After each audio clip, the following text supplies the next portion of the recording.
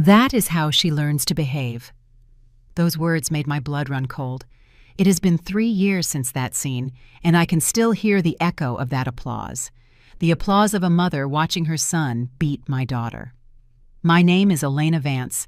I am 57 years old. I am a family law attorney specializing in domestic violence cases. I have spent 32 years defending women who could not defend themselves. I have faced corrupt judges, violent husbands, and entire families protecting the abuser. But nothing, absolutely nothing in my career prepared me to see my own daughter being beaten right in front of me. This is the story I never thought I would have to tell. The story of how a Sunday dinner destroyed a family and how a silence of 30 seconds changed the destiny of 4 people forever. Because, you see, they did not know who they were messing with. Let me take you back to that night. It was Sunday, March 20th. I remember the exact date because it was the birthday of my late husband, Robert. He had died 2 years prior from a sudden heart attack, leaving me alone in that big house in the suburbs that used to be filled with laughter. Ariana, my only daughter, had insisted that I go to dinner at her house. "Mom, you cannot be alone on Dad's birthday. Come over, I will make his favorite dish." Pot roast. My daughter, my Ariana, 32 years old, a chemical engineer, a brilliant mind who had inherited her father's intelligence and my tenacity. Or so I thought. I arrived at 7 in the evening at her house in the hills, a beautiful residence they had bought just a year ago with the money Robert had left us. I had given her her full share of the inheritance against my accountant's advice. "Mrs. Vance, could you put it in a trust, just in case?" Just in case what I had asked him annoyed. Just in case my daughter married a man who turned out to be a monster, I should have listened to him. When I arrived, the table was already set. Fine china crystal glasses, scented candles. Ariana had been cooking for hours. I could smell it. The roast, the mashed potatoes, the homemade biscuits. The smell transported me immediately to our kitchen back home, to Robert tasting the gravy straight from the pot to Ariana, as a child stealing bites of carrots. But something was different. Ariana was different. Her hair was shorter than usual, almost to her shoulders. She was wearing a long-sleeved blouse despite the heat of March, and when she hugged me, I felt her tense up as if every muscle in her body was on high alert. "Honey, are you okay?" "Sure. Mom just tired from work." I should have insisted. I should have asked more. But her husband was there. Mark. Smiling with that smile I had always found too perfect, too rehearsed. "Mother-in-law, so good to see you. Come in, come in." And behind him, like a dark shadow, was his mother, Helen, 64 years old. A widow too, but a different kind of widow. Her husband had died 10 years ago in circumstances that were never entirely clear. An accident on the stairs of her house. A fatal fall. Investigation closed quickly. I, with my 3 decades of experience in family cases, had sensed something strange from the day I met her at the wedding. But Ariana was so in love, so happy, that I kept my suspicions to myself. Another mistake that haunts me every night. "Elena, dear, what a joy to have you here," said Helen, with that sugary voice she always used. Ariana prepared a delicious dinner. "My son is lucky to have such a dedicated wife." A dedicated wife. Those words as if Ariana were a servant who had to earn her place in that house, in the house she had paid for with her own inheritance. We sat at the table. Mark at the head, of course, Helen to his right, me opposite her, and Ariana. Ariana between her husband and her mother-in-law, like she was trapped between 2 walls. The dinner started quietly, too quietly. Helen talked and talked about her new decoration project, about her friends at the country club, about how wonderful it was to have her son so close now that he lived in the same neighborhood. I ate in silence, observing. I watched how Ariana served the food with trembling hands. I watched how Mark did not even say thank you. I watched how Helen subtly criticized every dish. "The gravy is a bit salty, do not you think, son? The biscuits are a little cold." In my day, wives got up earlier to have everything perfect. And I watched how my daughter, my brilliant, strong, independent daughter, shrank with every word. Then it happened. Ariana was pouring more water into Mark's glass when her hand shook just a little. Barely a drop fell on the white tablecloth. The silence that followed was deafening. Mark slowly placed his fork on the plate. The sound of metal against porcelain echoed like a gunshot at that table. Mark said, with a voice dangerously calm, "Do you see what you did?" My daughter opened her mouth to apologize, but he gave her no time. What happened next occurred in slow motion, but it was so fast I could barely process it. Mark got up from his chair and slapped my daughter. Once, twice, 3 times. The sound of his hand against Ariana's face filled the dining room. My daughter fell from her chair, hitting the marble floor. And then I heard the applause. Helen was clapping. "That is how she learns to behave," she said with a satisfied smile. "A clumsy wife needs correction. I also had to educate my husband this way. It is for her own good." My blood froze. For 30 seconds I could not move. I could not breathe. 32 years defending women victims of violence, and I could not react when it happened right in front of my eyes. But those 30 seconds were not paralysis. They were calculation. Because in my head I started processing everything I was seeing with the coldness of a lawyer who had seen this hundreds of times. The power of control, the forced submission, the normalized violence, the complicit family, and something else. I saw the glass of water with the slight condensation ring on the table, the drop that had fallen, the way Mark had reacted disproportionately. This was not the first time. I stood up from my chair slowly without saying a word. Mark looked at me with that arrogant smile waiting for me to scream, to make a scene, to get hysterical like him. Probably what he expected emotional women to do. But I did not scream. I took my phone out of my purse. My hands did not shake. Not once. And I dialed a number I had on speed dial for 20 years. "Commander Miller," I said with a voice so cold I surprised even myself. "This is Elena Vance. I need an immediate response unit at 345 Palm Avenue, apartment 802. Domestic violence in progress with witnesses." I'm going to activate the recording on my phone now. And I did. I activated the recorder. I put the phone on speakerphone on the table and looked directly into Mark's eyes. "Repeat what you just did," I said. "Repeat what your mother just said. Please." "I have all night." Mark's face changed color, from arrogant red to ghostly white in 3 seconds. You cannot." "I am a lawyer, specializing in gender violence for 32 years, I said with the same cold voice. "I have prosecuted 218 men like you. I have direct contact with the special prosecutor's office, and you just beat my daughter in front of me, in front of your mother, who applauded and justified your violence, making her a legal accomplice." I walked over to Ariana, who was on the floor, her face red and silent tears falling down her cheeks. I helped her up carefully, checking for any serious injuries. "Mom," she whispered. "Silence, my love. I am doing the talking now." Mark took a step toward me, but I held up a hand. "If you touch me, that is 3 more felonies. Threat, attempted aggression against a key witness, and obstruction of justice. Do you want to keep adding years?" Helen, for the first time all night, had stopped smiling. "This is a family matter," she said with a trembling voice. "You have no right to. I have every right in the world. I am a direct witness to a crime punishable by 3 to 6 years in prison. And you, madam, as an active accomplice who justified and celebrated the violence, can face up to 4 additional years." At that moment we heard the sirens. Half an hour. I had told them they would arrive in half an hour, but I had known Commander Miller for 2 decades. He knew that when I called it was serious. They had arrived in 17 minutes. 3 patrol cars parked in front of the building. 6 officers came up to the apartment. Commander Miller entered first with that imposing presence I had learned to respect in hundreds of cases. Attorney Vance, he greeted me formally. Then he saw Ariana, with her face marked, still trembling.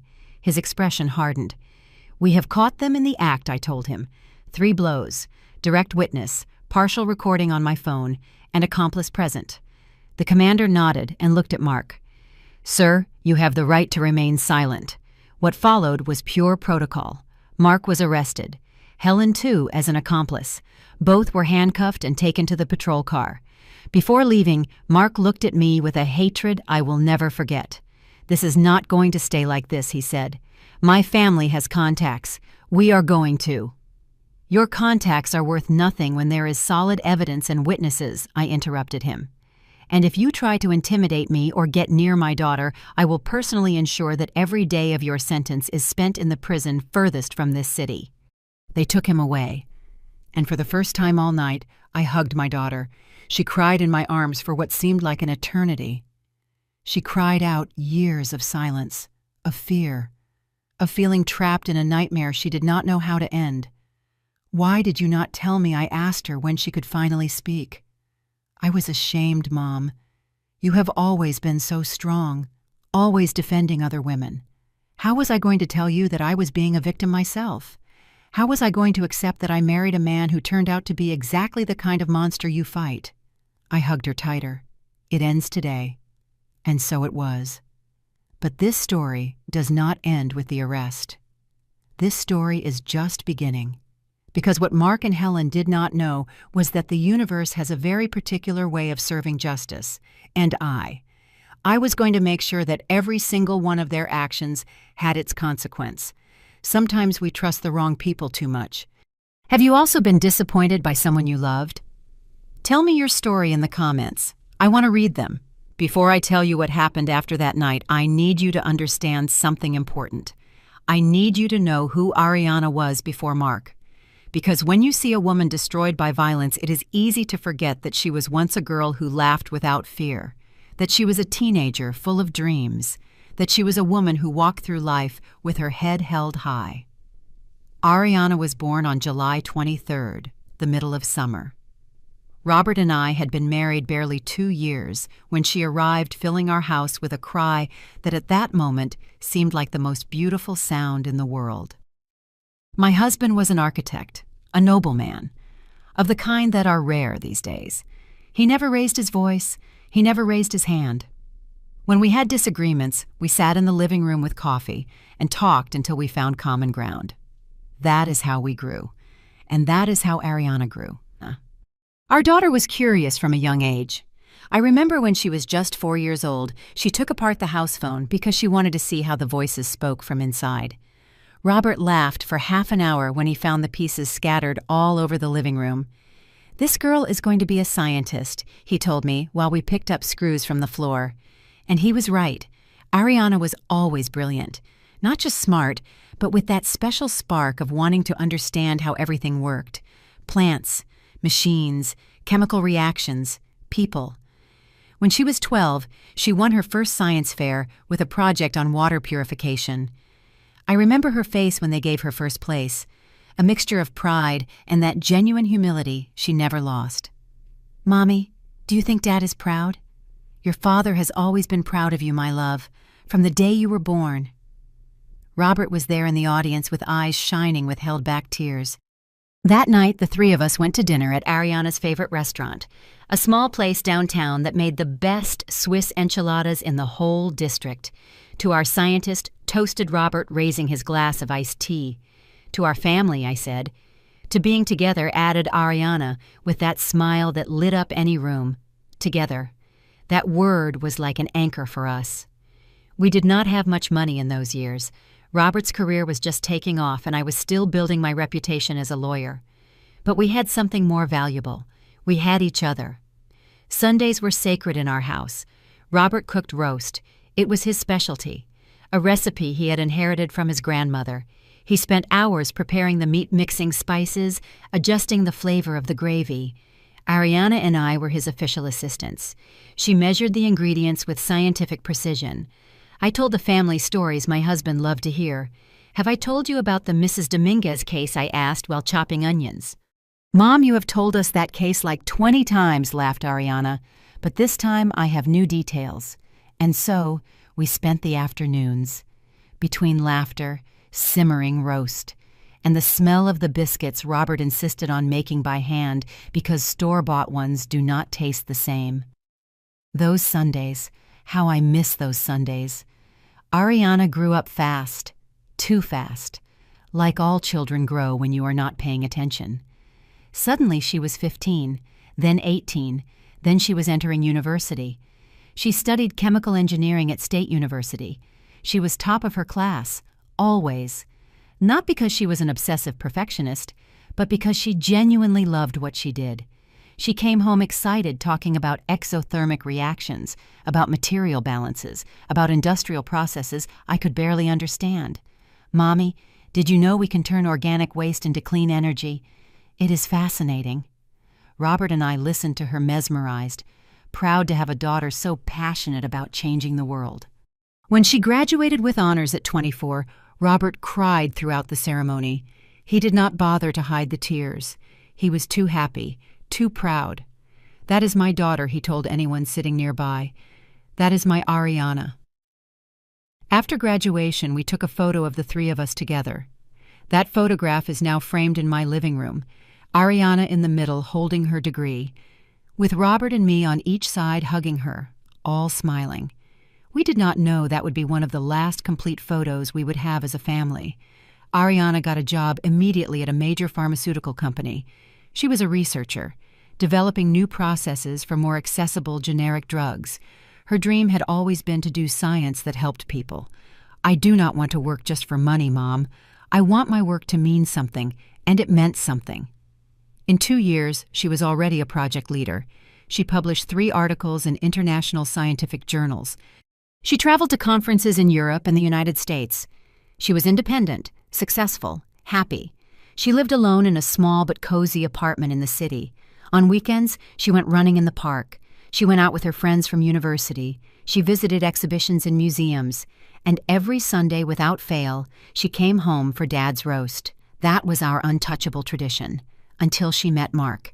It was at an industrial engineering conference 5 years ago. He worked at a consulting firm presenting a project on process optimization. Ariana was there representing her pharmaceutical company. "Mommy."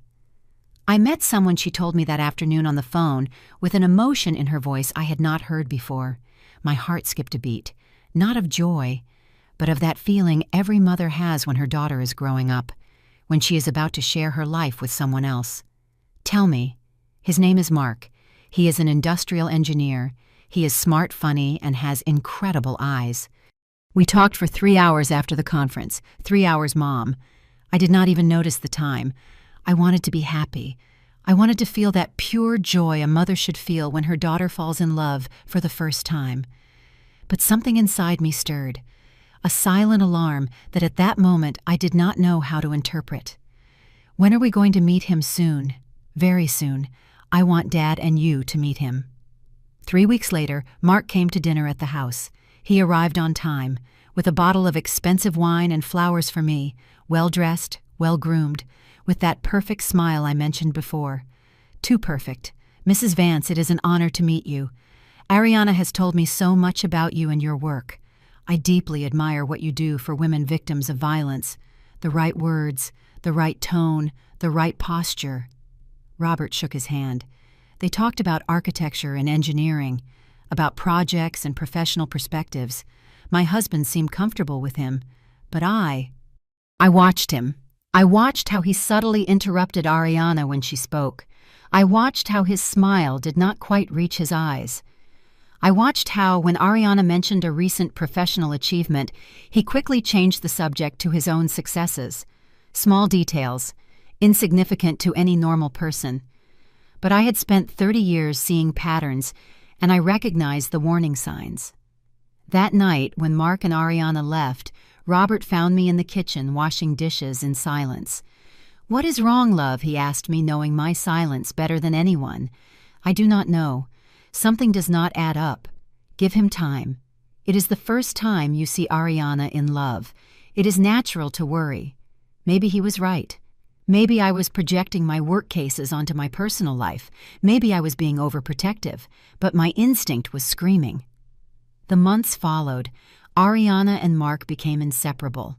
She started talking less about her work and more about him. She stopped going to the gym because Mark preferred they spend that time together. She stopped going out with her friends on Fridays because he wanted it to be their special night. "Mommy, I am happy, really happy. I wanted to believe her. God knows I wanted to believe her." Then we met Helen. It was 6 months later at a family lunch Mark organized. His mother had just moved to the city, according to what she told us, to be closer to her son. "He is all I have since my husband died," she explained with that sweet voice I later learned to detest. Helen was different from anyone I had met, elegant in appearance, but with an energy that occupied the entire space. She talked nonstop, always directing the conversation towards Mark, towards how wonderful he was, towards how much she had suffered to raise him alone after her husband's death. It was a terrible accident, she said, with dramatically moist eyes. He fell down the stairs. I never got over that loss. But her body language did not match her words. There was no real pain in her expression, only performance. And the way she looked at Ariana, like evaluating, like measuring, like deciding if my daughter was good enough for her son. After that lunch, Robert and I talked until dawn. That woman gives me a bad vibe, I said. Me too. But Elena Ariana is an adult. We cannot. I know, but something is wrong. I can feel it. Robert hugged me that night as he had done thousands of times in our marriage. If something is wrong, Ariana will see it. We raised her to be smart, to be strong. Let's trust her. And I trusted. That was my mistake. A year later, Mark proposed to Ariana, an elaborate proposal at a lake house with rose petals and violinists. She said yes, crying with happiness. When she told us, I hugged my daughter and told her I was happy for her, and part of me was. The other part, the experienced lawyer, was screaming in silence. The wedding was beautiful. 200 guests in a garden in wine country. Ariana was radiant in her white dress. Like all brides, Robert walked her down the aisle. I remember he looked at me before giving her away, and in his eyes I saw the same worry I felt. But it was too late. We had already said yes. We had already given our blessing. The first months of marriage seemed normal. Ariana kept coming home on Sundays, although now with Mark. We kept making roast. Although conversations no longer flowed with the same naturalness, Mark always had an opinion on everything. He always corrected some detail of Ariana's stories. He always diverted attention to himself. And Ariana started talking less. Then, Robert died. It was sudden. A massive heart attack while he slept. He went in peace, without pain, but he went too soon. 62 years old. We still had so many years ahead, so many more Sundays of roast, so many stories to create, so many grandchildren to meet. But he was gone. And with him went the balance of our family. The funeral was a whirlwind of pain. Ariana cried in my arms like she hadn't cried since she was a child. Mark was there, correct and appropriate, but distant, as if fulfilling a social duty rather than comforting his wife. Helen, for her part, spent the entire funeral comparing Robert's death to her own husband's death. I know exactly how you feel, Elena. I also lost the love of my life. Although I must say, my loss was more traumatic because it was violent. Even in my pain, I recognized the manipulation. But I was too broken to confront it. The weeks after the funeral were the darkest of my life. The house felt empty, full of ghosts of a life that no longer existed. Robert's coffee mug still on the kitchen counter, his robe hanging in the bathroom, his architecture books in the study. Ariana came every day. She stayed with me. She made me food I could not eat. She forced me to shower, to get out of bed. Mom, you have to keep going. Dad would want you to keep going. And she was right, but going on without Robert was like breathing without air. It was during those months that Mark began to change. Or maybe he didn't change. Maybe he showed who he had always been. He started suggesting that Ariana shouldn't come to visit me so much. Your mother is fine. She has to learn to be independent. He started criticizing her work, her clothes, her schedule. Why do you get home so late from the office? What are you really doing? And Ariana, devastated by the loss of her father, vulnerable and seeking stability, began to give in. She stopped coming so often. She stopped telling me so much. She stopped being the woman she had been. I noticed it in phone calls, in how her voice had lost that brightness, in how she always spoke in whispers, as if someone were listening. Honey, are you okay? Yes, Mom. I'm just tired from work. The same answer, over and over again. And I, sunk in my own grief. I did not insist enough. Another mistake I carry. 6 months after Robert's death, the inheritance arrived. Robert had been a successful architect. He had invested well. He had saved thinking about our future. He left Ariana and me a considerable amount. I gave Ariana her full half, without restrictions, almost $500,000. Mom, this is too much. You should keep more. No, my love. Your father wanted you to have security. He wanted you to be able to follow your dreams without financial worries. With that money, Ariana and Mark bought the house in the hills, a beautiful residence, which should have been a home full of love. But it became a prison. Visits became more spaced out. Ariana always had an excuse: work, renovations, commitments with Mark's family. When I saw her, I noticed subtle changes. Her hair shorter, her clothes more conservative, her makeup heavier. Mom, I like this new style, but in her eyes there was something I had never seen before: fear. And I, blinded by my own pain, by my own grief, I did not recognize it until that night, that damn night of March 20th, the night that changed everything. The night I finally opened my eyes and saw what had been happening under my nose for 2 years. My daughter was not okay.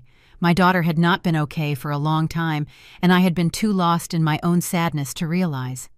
But that night, when I saw those 3 blows, when I heard that applause, when I felt my blood freeze, that night I recovered my purpose. That night I remembered who I was: Elena Vance, lawyer, fighter, mother, and nobody, absolutely nobody, was going to touch my daughter without consequences. As I tell all this, I think about where you might be listening to me. Write the name of your city in the comments. The first fracture was not a blow. It was something much more subtle, much more dangerous. It was a word. Let me explain. After that night of March 20th, when Mark and Helen were arrested, Ariana stayed with me at my house. I did not want her to go back to that residence in the hills. Not that night. I needed to have her close, make sure she was safe. I took her to her old room, the one we had kept exactly as she left it when she moved out. Her single bed with the sky blue quilt she herself had chosen at 15. Her diplomas and awards still hanging on the wall. The photograph of her with Robert at her graduation on the desk. Mom, I haven't slept here in so long, she said with a voice so small it broke my heart. I helped her change. I gave her one of my clean pajamas. I made her chamomile tea with honey like I did when she was a child and could not sleep. We sat on her bed, like so many nights of her childhood. Tell me everything I said softly. From the beginning. I need to know when it started. Ariana remained silent for a long time. She stared at her cup of tea, watching the steam rise in delicate spirals. Finally, she spoke. Do you remember our honeymoon in Greece? Of course I remembered. It had been 3 years ago. Ariana came back with hundreds of photographs. The impossible blue sea of Santorini, the ruins of Athens, the sunsets in Mykonos. In all the photos, she was smiling. She looked radiant. She looked happy. On the last night in Santorini, Ariana continued we were having dinner at that restaurant overlooking the sea. Do you remember I sent you that photo? I nodded. I remembered it perfectly. Ariana in a white dress, the sun setting behind her, her smile wide and genuine. We had drunk wine. We were celebrating. A waiter approached our table, a young guy, Greek, very kind. He asked me in English if everything was okay with the food. I told him yes, that everything was delicious. We talked for maybe 30 seconds. Ariana took a sip of her tea. Her hands trembled slightly. When the waiter left, Mark stayed quiet. I thought he was enjoying the view, the moment. But when I looked at him, he had that expression I later learned to fear. And what expression? Cold, distant, as if suddenly I was a stranger. What happened? We finished dinner in silence. We went back to the hotel. I thought he would get over it, that maybe it had been the wine or the tiredness of the trip. But when we got to the room, he closed the door and looked me directly in the eyes. Ariana paused, took a deep breath. I continued waiting, giving her the space she needed. He called me. A flirt. One single word. But the way Ariana pronounced it, with that weight, with that contained pain, made me understand that it had not been just a word. It had been a sentence. I asked him what he meant. He told me he had seen how I smiled at the waiter, how I prolonged the conversation unnecessarily, how clearly I was seeking his attention. Ariana. I told him he was crazy, that I had just been polite. That is how I am with everyone. And then he laughed. He laughed, Mom. But it was not a normal laugh. It was a condescending laugh, as if I were a silly girl who did not understand the world. What did he tell you? He told me that maybe I did not realize what I was doing, that maybe I was naturally such a flirt that I did not even notice, that his mother had warned him that women too independent like me sometimes did not know how to behave appropriately in a marriage. I felt the rage rise up my throat, but I held it back. I needed to hear everything. I spent the rest of the night apologizing, Mom, apologizing for something I had not done, because he made me feel that maybe I had done something wrong without realizing, that maybe I had been inappropriate, that maybe I needed to be more aware of how my actions could be misinterpreted. That was the first fracture. I did not realize at that moment. I thought it was a misunderstanding. I thought he was being sensitive because it was our honeymoon and he wanted everything to be perfect. Ariana wiped a tear that had started to fall. But the next day, at the airport on the way back, he bought flowers, red roses. He hugged me and told me he was sorry, that he had overreacted, that it was because he loved me so much that the idea of losing me made him irrational. The classic cycle: explosion, honeymoon, tense calm, explosion. I had seen it hundreds of times in my cases, and now I was seeing it in my own daughter. When was the next time 2 months later? We went to a work meeting for my company. It was a celebration. We had closed an important contract. My boss, Dr. Roberts, congratulated me publicly. He hugged me, a professional hug, appropriate, of those you give in work contexts. Mark claimed you did it. That night he yelled at me for the first time. He said I had humiliated him, that everyone at that party had seen how I allowed my boss to touch me, that clearly I had no respect for our marriage. I explained that he was my boss, that it had been a professional hug, that there were 50 other people there. But he did not listen. He kept yelling. He called me naive. He called me stupid. He told me that obviously my boss wanted something else and that I was too stupid to realize. Ariana leaned back against the headboard of her bed. Exhausted from recounting memories she had clearly been keeping for a long time. I started being afraid to go out, afraid to talk to coworkers, afraid to smile too much, afraid to wear clothes he considered provocative. I started constantly measuring myself. Is this blouse appropriate? Is this conversation innocent? Can this smile be misinterpreted, daughter? That is psychological violence. It is control. I know, Mom. I know now. But at that moment, I just wanted things to go back to how they were at the beginning, when he was charming, when he made me feel special. I kept thinking that if I behaved correctly, if I was the perfect wife, he would go back to being that man I fell in love with. I recognized my own failure in that moment. All the times Ariana had canceled plans with me, all the times she had stopped coming on Sundays, all the times her voice sounded dull on the phone. I had thought it was the grief for Robert, that it was the natural adjustment of marriage, that it was busy adult life. But it had been this: systematic isolation, gradual control, invisible violence. When did the blows start? I asked, although part of me did not want to know the answer. Ariana closed her eyes. 8 months ago, a few days after we bought the house bought with her father's money, the money Robert had left for her to have security, freedom, options. The irony was cruel. I was excited about the house. I wanted to decorate it, make it ours. I hired an interior designer, a talented young guy who came recommended by a friend. His name was Sebastian. I already knew where the story was going. Sebastian came often, taking measurements, showing me color options, furniture. He was professional, always. But Mark didn't like it. He said he spent too much time in our house, that clearly he had intentions. I told him he was gay, Mom.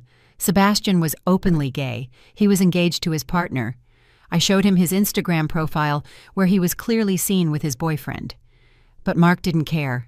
He said he could be bisexual, that he could be lying, that I was too trusting. He forbade me to continue working with Sebastian. I had to fire him, invent an excuse.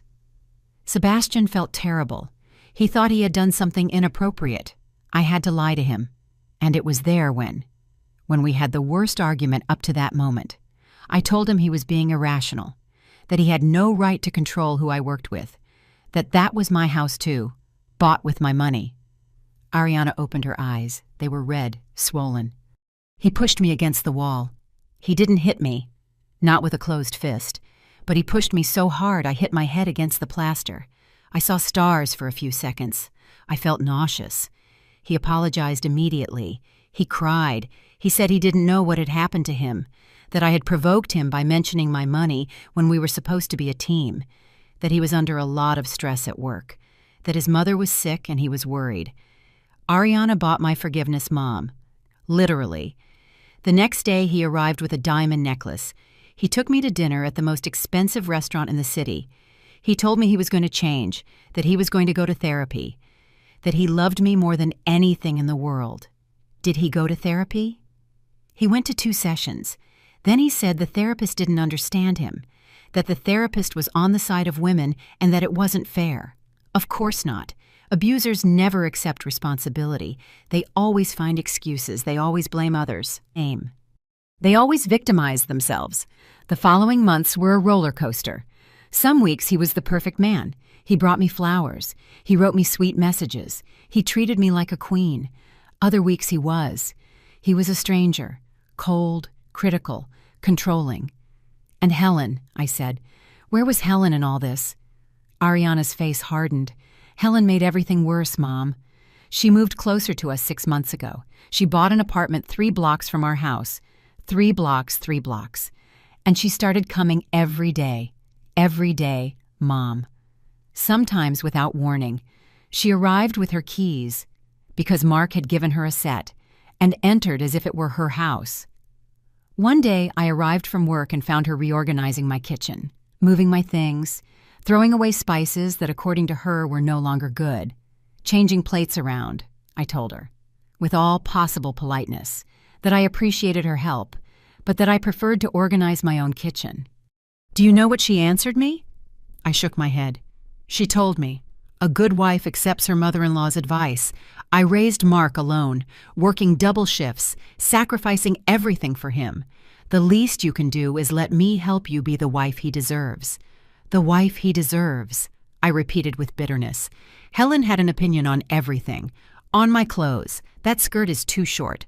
What will people think on my work? You should consider reducing hours.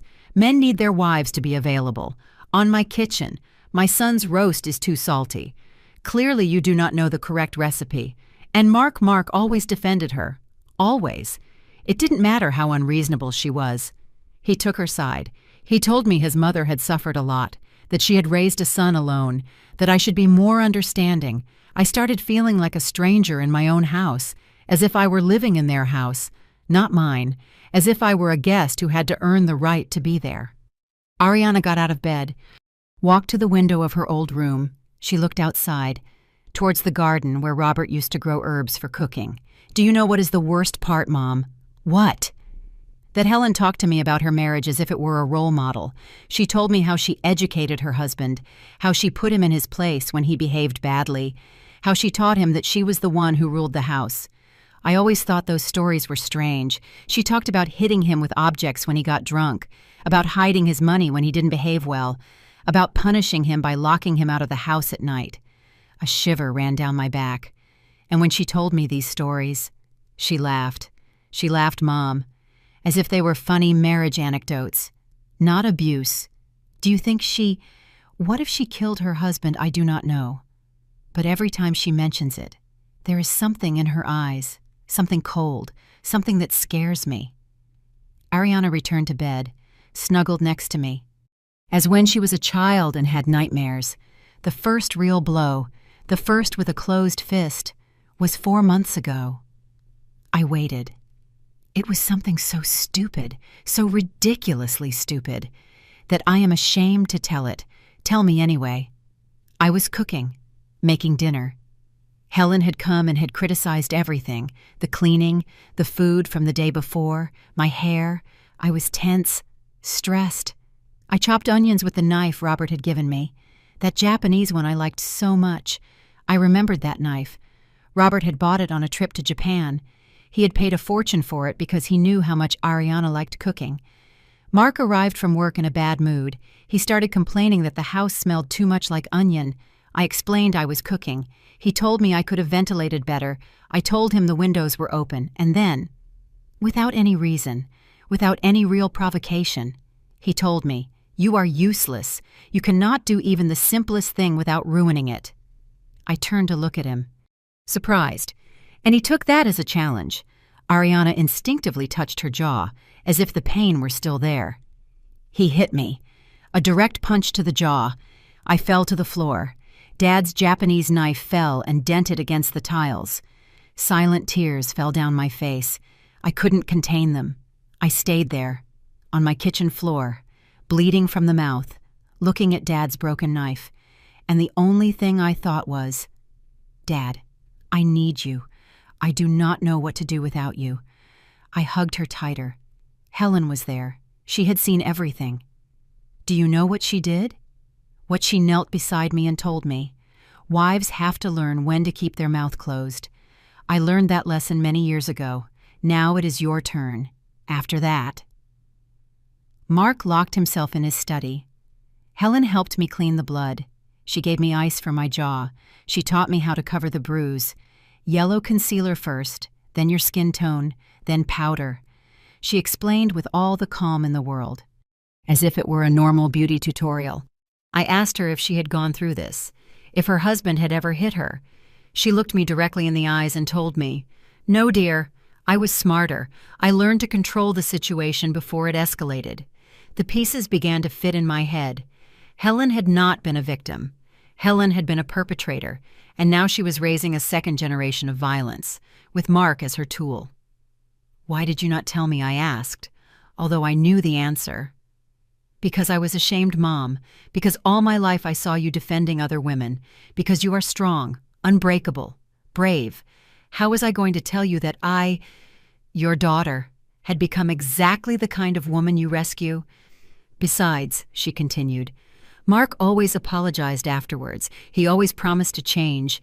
He always convinced me that it had been my fault for provoking him. And part of me was still in love with the man I met 5 years ago. I kept waiting for that man to return. But he was not going to return. No. Because that man never existed. It was a mask. And the mask fell off when I was already trapped." We remained silent for a long time. The clock in the living room struck 3 in the morning. "What is going to happen now?" Ariana finally asked. "Now," I said with a determination I hadn't felt in years. "Now we are going to make sure that Mark and Helen face the consequences of each of their actions. We are going to use every legal tool we have, and we are going to get your life back. What if he gets out? What if he looks for me? He is not going to get out, not if I can help it. And if he does, he is going to have a restraining order so solid that he won't even be able to think about you without breaking the law." Ariana finally smiled, a small smile, weak, but real. "I missed you, Mom. I missed this version of you. The warrior. I never left daughter. I was just asleep for a while. But I woke up. That night, the two of us fell asleep in her bed, hugging like when she was 5 years old, and storms scared her. But this time, the storm had already passed, or so we thought, because what we didn't know was that Mark and Helen were not going to give up so easily, and that the real battle was just beginning. I still wonder if I did the right thing calling the police that night, or if I should have planned more carefully. And you, what would you have done in my place? The days after the arrest were strange, strangely silent, strangely peaceful, as if the world had pressed pause. Ariana stayed with me at the house. We didn't talk much about going back to the house in the hills. Neither of us wanted to face that conversation yet. In the mornings, I made coffee just like Robert did. Ariana sat at the kitchen counter, wrapped in one of my robes, looking out the window towards the garden. Sometimes we talked, more frequently. We remained in a comfortable silence. That type of silence that only exists between people who know each other deeply. It was the 4th day after the arrest when the first call came. I was in my study, reviewing documents to prepare the formal case against Mark and Helen, when my phone rang. Unknown number. I usually do not answer unknown numbers, but something made me press the green button. Attorney Vance. It was a woman's voice, older, refined, with that tone of authority that comes from years of privilege. Yes, who is speaking? My name is Christine Davis. I am a close friend of Helen. Of course she was. How can I help you? Rather, I can help you. Attorney. I understand there was a misunderstanding between your daughter and my dear friend Mark. A misunderstanding.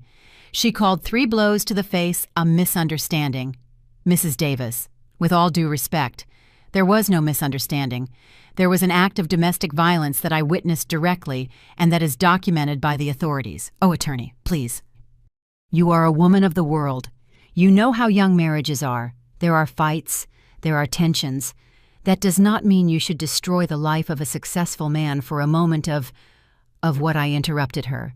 My voice sounded colder than I intended. A moment of what exactly? Silence on the other end.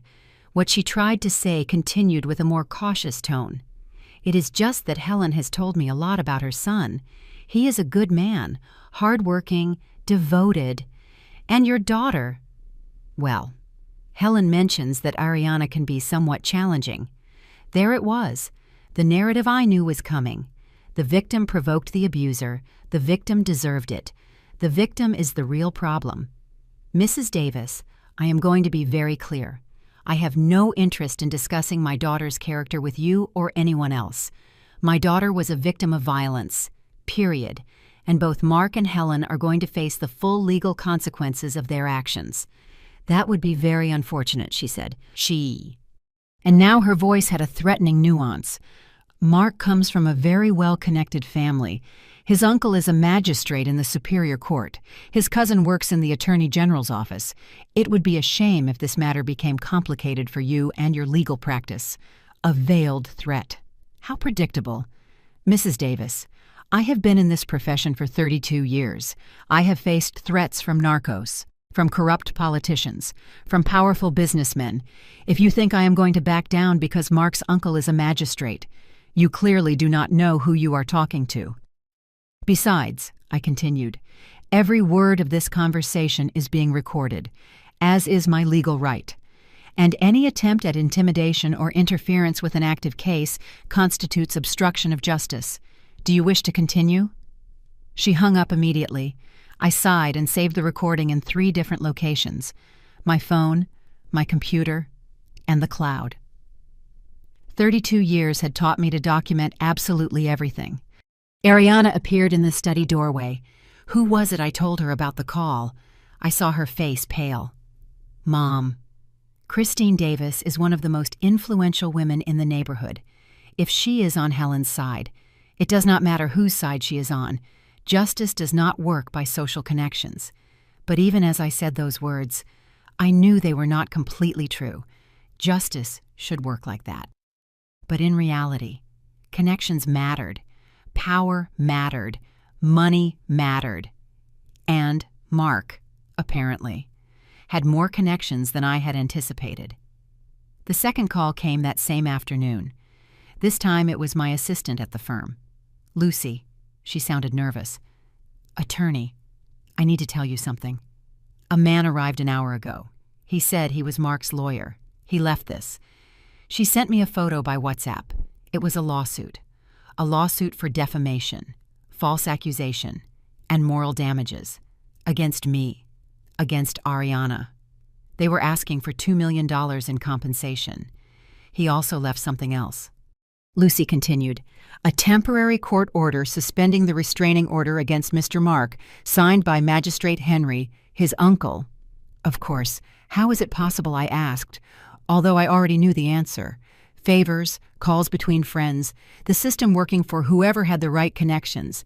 It is not legal, I said. I am going to appeal immediately. Lucy, yes. Contact Magistrate Hernandez. She owes me a favor. I need her to review this case personally. I will do it. I hung up and stared at the lawsuit on my phone. $2 million, an amount designed to intimidate, to scare, to make people give up. But I was not people.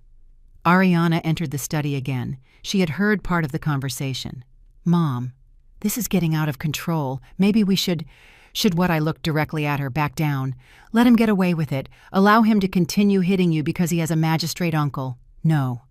But $2 million, Mom. That could ruin us. They are not going to win that lawsuit. It is an intimidation tactic, pure and simple. But I saw the fear in Ariana's eyes, and for the first time I saw something else. Doubt. Daughter. Look at me. She did, although with effort. Are you thinking about going back to him? Silence. Ariana, answer me. I do not know, she whispered. I do not know, Mom. All this is too much. The calls, the lawsuits, the threats. And Mark. Mark has been writing to me. My blood froze for the second time that week. What he writes to me from his lawyer's phone, long messages. He says he is sorry, that he is in therapy, that he finally understood what he did wrong, that Helen is also receiving psychological help, that if I give him one more chance, he is going to prove he can change. Ariana, I know what you are going to say. I know it is manipulation. I know he is probably lying. But Mom, her eyes filled with tears. What if this time it is true? What if he really is going to change? We were married 3 years. That has to mean something. I got up from my desk and took my daughter's hands in mine. Do you know how many times I have heard that same story? How many women have sat exactly where you are now, saying exactly the same words? But they are not me. You are right. They are not. Because many of them did not have the luck to have someone to help them get out. Many of them went back. And do you know what happened? Ariana shook her head. But I think she already knew the answer. Some are in hospitals, some are in wheelchairs, some are in cemeteries. Mark would not kill me. That is exactly what all of them thought. We remained silent. I could see the internal battle on my daughter's face, the rational part fighting against the emotional part, the part that knew the truth against the part that still wanted to believe in the fairy tale. Let me show you something, I said. I took her to my home office, opened my computer and showed her statistics, cold, hard, undeniable numbers. 70% of women who return to their abuser after the first serious incident suffer more severe violence. 43% end up in the hospital within the first year. And look at this number. I pointed to a figure in red on the screen. 1,200 women died last year from partner violence. 1,200. Each of them believed their partner was going to change. Each of them thought it was different. Ariana looked at the screen with glassy eyes. But I also have other numbers. I continued. Women who got out, women who reported, women who rebuilt their lives. 87% report better quality of life 2 years later. 93% say it was the best decision of their life. And the other 7%, some cases went back before we could help them completely. Some faced economic difficulties, but none. Ariana died. My daughter let herself fall onto the sofa in my office. You just do not understand, Mom. It is not just physical fear. It is. It is everything. The house we bought together, the plans we had, the friends we made as a couple, the family we were going to build.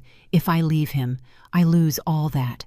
No, I said firmly. If you leave him, you gain your life. Everything else is replaceable. Your life is not. But I feel so guilty, as if I were exaggerating, as if 3 blows were not enough reason to destroy a marriage. And there it was, the denial, the minimization, the syndrome I had seen in hundreds of cases. Ariana, look at me well. 3 blows. That is 3 blows too many. There is no acceptable number of times someone can hit you. 0 is the correct number. 0. But what will people think? My friends, my colleagues, his family. Do you care more about what strangers think than your own safety? It is not that. It is just that it is complicated. No, daughter. It is simple. He hit you. He is the guilty one. You are the victim. There are no nuances there. Ariana stayed quiet for a long moment. Can I at least read the messages? Can I at least hear what he has to say? Every fiber of my being wanted to say no, wanted to forbid her to have any contact with Mark. but I also knew that if I pressured her too much, I could push her away. "Okay," I said carefully, but with conditions. 1. I read the messages with you. 2. You do not respond without consulting me first. 3. We document everything in case we need to use it legally. Deal. She nodded. That night, sitting in her room. Ariana opened her phone and showed me the messages. There were dozens, all from different numbers. The first said, "Ariana, my love, you do not know how sorry I am. I am destroyed. These days in custody have given me time to think, to really see what I did. I was a monster to you. I do not deserve your forgiveness, but I ask for it anyway. Please, give me a chance to show you I can change. I love you more than my own life." Classic. Self-flagellation followed by declaration of love. The second.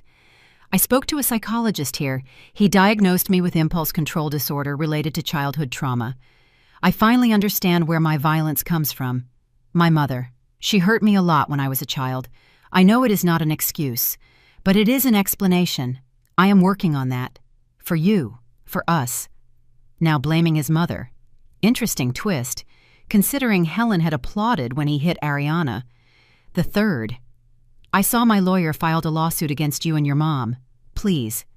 Believe me, I did not want that. It was my family's decision. I just want to resolve this in private, as a couple. Tell them to withdraw the lawsuit. Just give me the chance to talk to you. Face to face, without lawyers, without your mom interfering. There was the real objective. Isolate her from me. Talk in private, where he could manipulate her without witnesses. Do you see the pattern I asked Ariana? Which one first message? He victimizes himself. Second, he blames others for his behavior. Third, he tries to separate you from your support system. This is the manipulator's manual. Chapter 1. But Mom, what if he really is getting help? What if he really wants to change? If he really wanted to change, he would respect the legal process. He would respect your space. He would not be pressuring you to talk in private. He would not be using lawyers to intimidate us while writing you love messages. Ariana knew I was right. I could see it on her face, but I could also see that part of her still wanted to believe in the fantasy. The following days were difficult. Ariana oscillated between moments of clarity and moments of doubt. Some days she was furious with Mark, determined to move forward. Other days she stared at her phone for hours, rereading messages, questioning every decision. I tried to give her space while keeping her safe. It was a delicate balance. One afternoon I found her in the garden, standing in front of the small herb garden Robert had cultivated. The rosemary had grown wild. The thyme had spread all over the flower bed. The mint threatened to invade everything. Dad hated seeing the plants neglected. She said without turning around. I stood beside her. Your father would want you alive and safe. That is all that would matter to him. Sometimes I wish he were still here. He always knew what to say, always knew how to make everything seem simple. Your father was wise, but even he would have struggled with this, not because he didn't know the right answer, but because you were his daughter. And when you love someone, you want them to make their own decisions, even when you know they might be the wrong ones. Ariana turned to look at me. Do you think I am making the wrong decision by doubting I think it is natural to doubt? You were with him 3 years. You built a life with him. You cannot just turn off those feelings like a switch.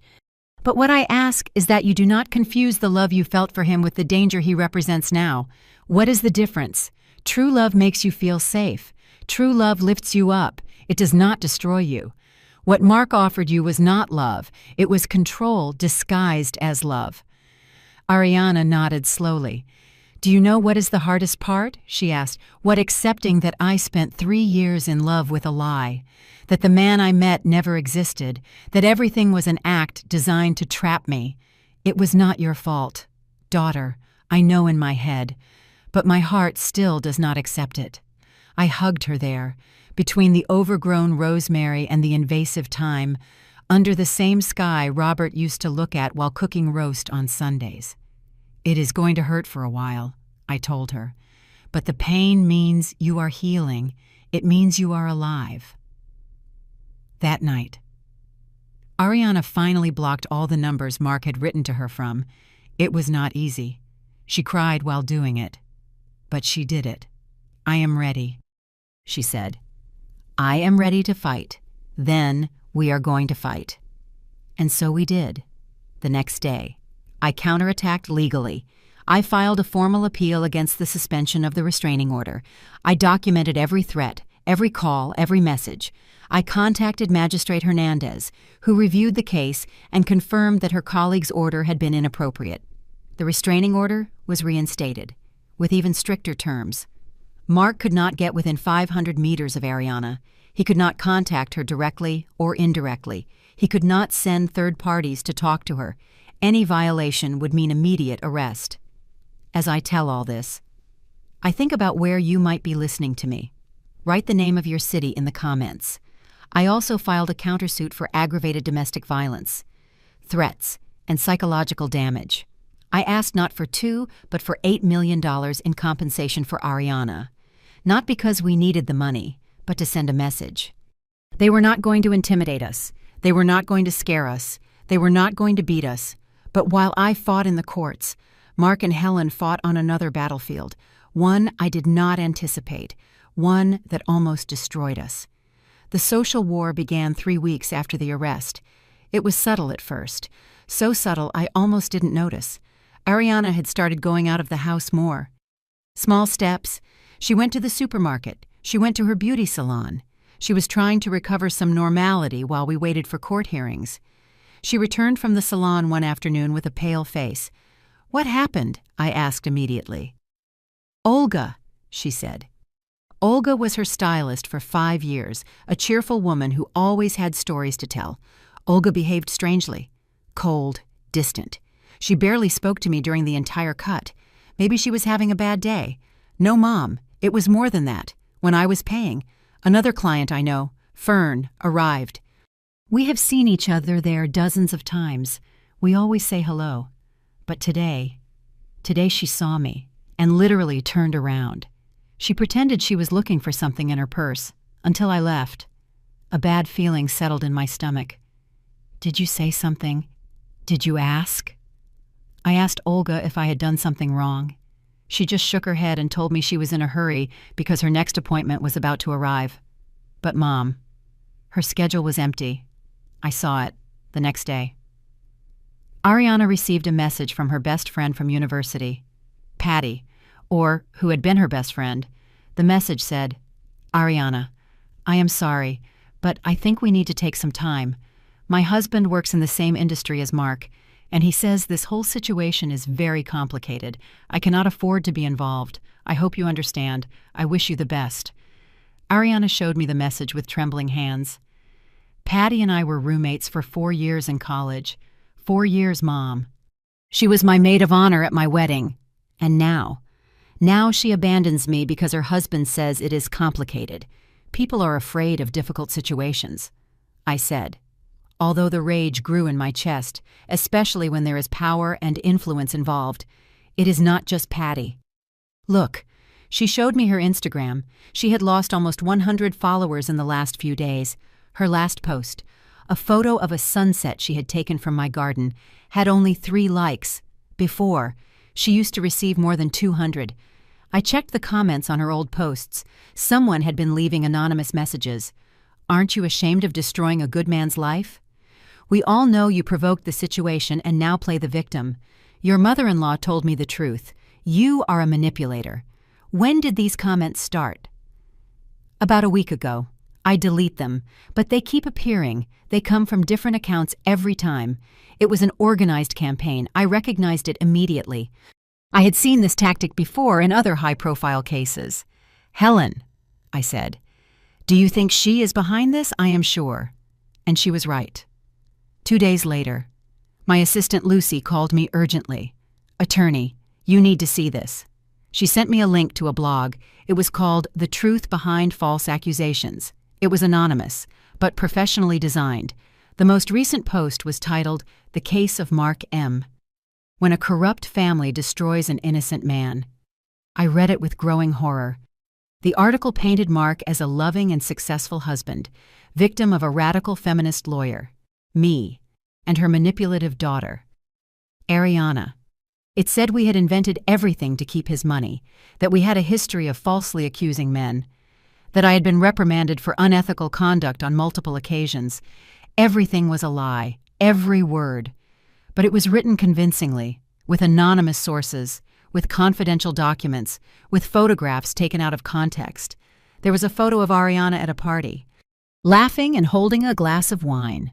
The caption said, "Does this look like a traumatized woman, Ariana Vance, after destroying her husband's life?" The photo was from 6 months before the blows, from a work dinner, but without context. It seemed like evidence she was lying. There was another photo of me leaving a court, with a serious expression. The caption, "Elena Vance, known for her aggressive tactics and her hatred towards men, has found in her own son-in-law her next victim. This is pure defamation. I told Lucy, I am going to sue. There is more," she said with a tense voice. The blog has been shared almost 3,000 times in the last 24 hours. It is in Facebook groups, on Twitter. There is even a hashtag, Justice for Mark. I felt dizzy. How is this possible? Someone is paying to promote it, probably bots, fake accounts, paid influencers. This is a professional smear campaign. Attorney. I showed the blog to Ariana.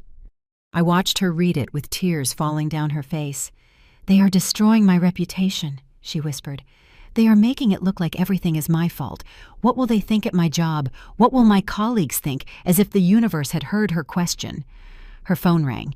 It was her boss at the pharmaceutical company. "Dr. Peters." Ariana put on the speakerphone. "Ariana, we need to talk," said Dr. Peters, without preamble. Her voice sounded uncomfortable. "Certain rumors have reached my ears about your personal situation. Doctor, I can explain. I do not need explanations, but I need you to understand that this company has an image to protect. We cannot afford to be associated with scandal, whether true or false." My blood boiled. "Dr. Peters," I intervened. "This is Elena Vance, Ariana's mother and her legal representative. What you are suggesting sounds dangerously close to wrongful termination based on her condition as a victim of domestic violence, which is protected by law." Silence on the other end. "I am not firing anyone," the doctor finally said. "I am just suggesting that maybe Ariana needs to take some time, a leave of absence. Paid, of course, until all this is resolved." "How long?" Ariana asked with a trembling voice. "Indefinite. For now." She hung up. Ariana let herself fall onto the sofa. "They are destroying me, Mom. Systematically. My social life, my reputation, now my job. What is next, I did not have to wait long to know. That same afternoon, my accountant, Ernest, called me with alarming news. "Elena, we have a problem. Someone filed a complaint with the IRS alleging that you have been evading taxes for years." "What? That is absurd. I know. Your records are impeccable. But now you will have to prove it. They are going to audit your firm, all your cases from the last 5 years, all your accounts. Who filed the complaint? It is anonymous. But Elena, it arrived with documents, forged documents, I am sure. But very well done. Someone invested time and money in this. Helen, Mark, their network of influences. They were attacking from all fronts. How long will the audit take? Months, maybe a year. And in the meantime, your reputation will be under scrutiny. Clients are going to doubt. Cases can be delayed." I hung up and looked at Ariana. They are playing dirty. What are we going to do? The same thing I always do. Fight with the truth. But even as I said those words, I felt the pressure. For the first time in 32 years of career, I felt true fear, not for me, but for my daughter, for what this war could do to her. The following days brought more revelations. We discovered that Helen had been organizing meetings with the wives of important men in her social circle, telling them her version of the story, that Ariana was an unstable woman who had seduced her son for his money. Irony, considering Ariana had more money than Mark, that I had manipulated her to file false charges, that they, as good women, had to protect their own husbands from false accusations by supporting Mark. It was brilliant, in a twisted sense. Helen had turned the case into a class and gender war, painting herself and her son as victims of a feminist conspiracy, and many women believed her. One afternoon, Ariana received an Instagram message from an account she did not know. The message included photos of our house, photos taken from the street, photos of the windows, photos of the garden. The message said, "Nice house. It would be a shame if something happened to it." I called Commander Miller immediately. "This is direct intimidation," I said. "I need protection. Attorney, I can put extra patrol on your street, but I do not have resources for 24-hour protection. And if something happens, let's hope it doesn't happen. Meanwhile, document everything, install security cameras, and be careful." That night, I installed cameras. I reinforced the locks. I bought a new alarm system. And for the first time in years, I slept with my phone next to the bed, ready to call 911 at any moment. Ariana was in her room, but she wasn't sleeping. I could hear her crying quietly through the wall. I got up and went to her room. I found her sitting on her bed, surrounded by old photographs, photos of her and Patty, photos of her with her colleagues from work, photos of her wedding. I was thinking, she said without looking at me, about how everything can be destroyed so quickly. 2 months ago, I had a life. I had friends, a career, a house, a husband. I thought I knew who I was. And now I have nothing. You have me. I know. And I thank you. But Mom, I am tired. I am so tired of fighting, of defending myself, of justifying my existence, of proving over and over again that I am not lying. She turned to look at me, and in her eyes I saw something that terrified me. I saw surrender. Sometimes I think she continued that it would be easier just to call him. Ask for forgiveness. Tell him I exaggerated. Go back to him. At least that way all this would end. Ariana, no. Why not look at what is happening? They are destroying us. You, me, everything Dad built, your firm, your reputation, my career, everything. Is it worth it? Is it really worth 3 blows? I sat next to her and took her face in my hands, forcing her to look at me. Listen to me well. This is exactly what they want. They want you to give up. They want you to believe that you are the problem. They want you to think that abuse is preferable to the battle. But I am so tired. I know, my love. I know. But you have to understand something. This darkness you feel now, this exhaustion, this fear, it is temporary. But if you go back to him, if you give up, that will be permanent, or until he kills you. He would not kill me. You do not know that, and you cannot risk your life betting that his violence has limits, because I guarantee you, daughter, that it has none. Ariana leaned on my shoulder, like she did when she was little, and the world seemed too big for her. How did you do it, Mom? How did you fight for so many women for so many years without getting tired? I did get tired. I got tired all the time. But your father reminded me why I did it. He told me, Elena, every woman you save is someone's daughter. It is the daughter we would want someone to save, if Ariana ever needed it. I paused, feeling the weight of the irony. I never thought it would be our own daughter who needed saving. But here we are, and I swear by your father's memory that I am not going to let Mark win. I am not going to let him destroy you, even if I have to fight against his whole army of liars. And if we lose, we are not going to lose. But what if we lose? I looked her directly in the eyes. Then we will lose knowing that we fought with the truth, that we did not give up, that we did not allow fear to dictate our decisions. And that, daughter, that is already a victory in itself. We stayed there, hugging, while outside the city continued its indifferent rhythm. The next day, I received a call that would change everything. It was from Commander Miller. Attorney, I need you to come to the station. Now. What happened? We have new evidence. Evidence that you are going to want to see personally. What kind of evidence? An anonymous package arrived this morning, with documents, photographs, and recordings. My heart accelerated. Recordings of what conversations between Mark and his mother. planning exactly how to destroy Ariana, how to fabricate false evidence, how to use their contacts to ruin her reputation. Where did the package come from? We do not know. It was left at the station entrance during the night. No sender. But attorney, the content is gold. It is exactly what we need to strengthen the case. I am on my way. I hung up and looked at Ariana. Get dressed. We have to go to the station. What happened? Someone is helping us, and I think we are finally going to see the full truth.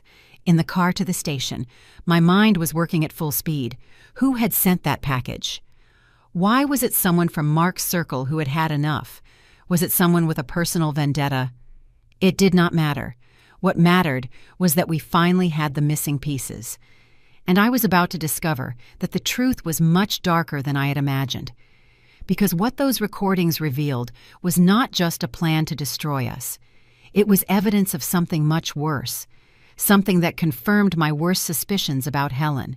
And something that explained why Mark was exactly the way he was. I still wonder if I did the right thing by moving forward. Sometimes justice has a very high price. And you, what would you have done in my place? The evidence room at the station smelled of old coffee and paper. Commander Miller was waiting for us with a cardboard box on the table, a simple box, unmarked. Sealed with common tape, nothing special in appearance, but I knew that what it contained could change everything. It arrived at 4 a.m, explained the commander while putting on latex gloves. Security cameras caught a person leaving it, medium height, completely covered with a hoodie and cap, impossible to identify. Fingerprints, I asked, none useful. Whoever did this knew what they were doing.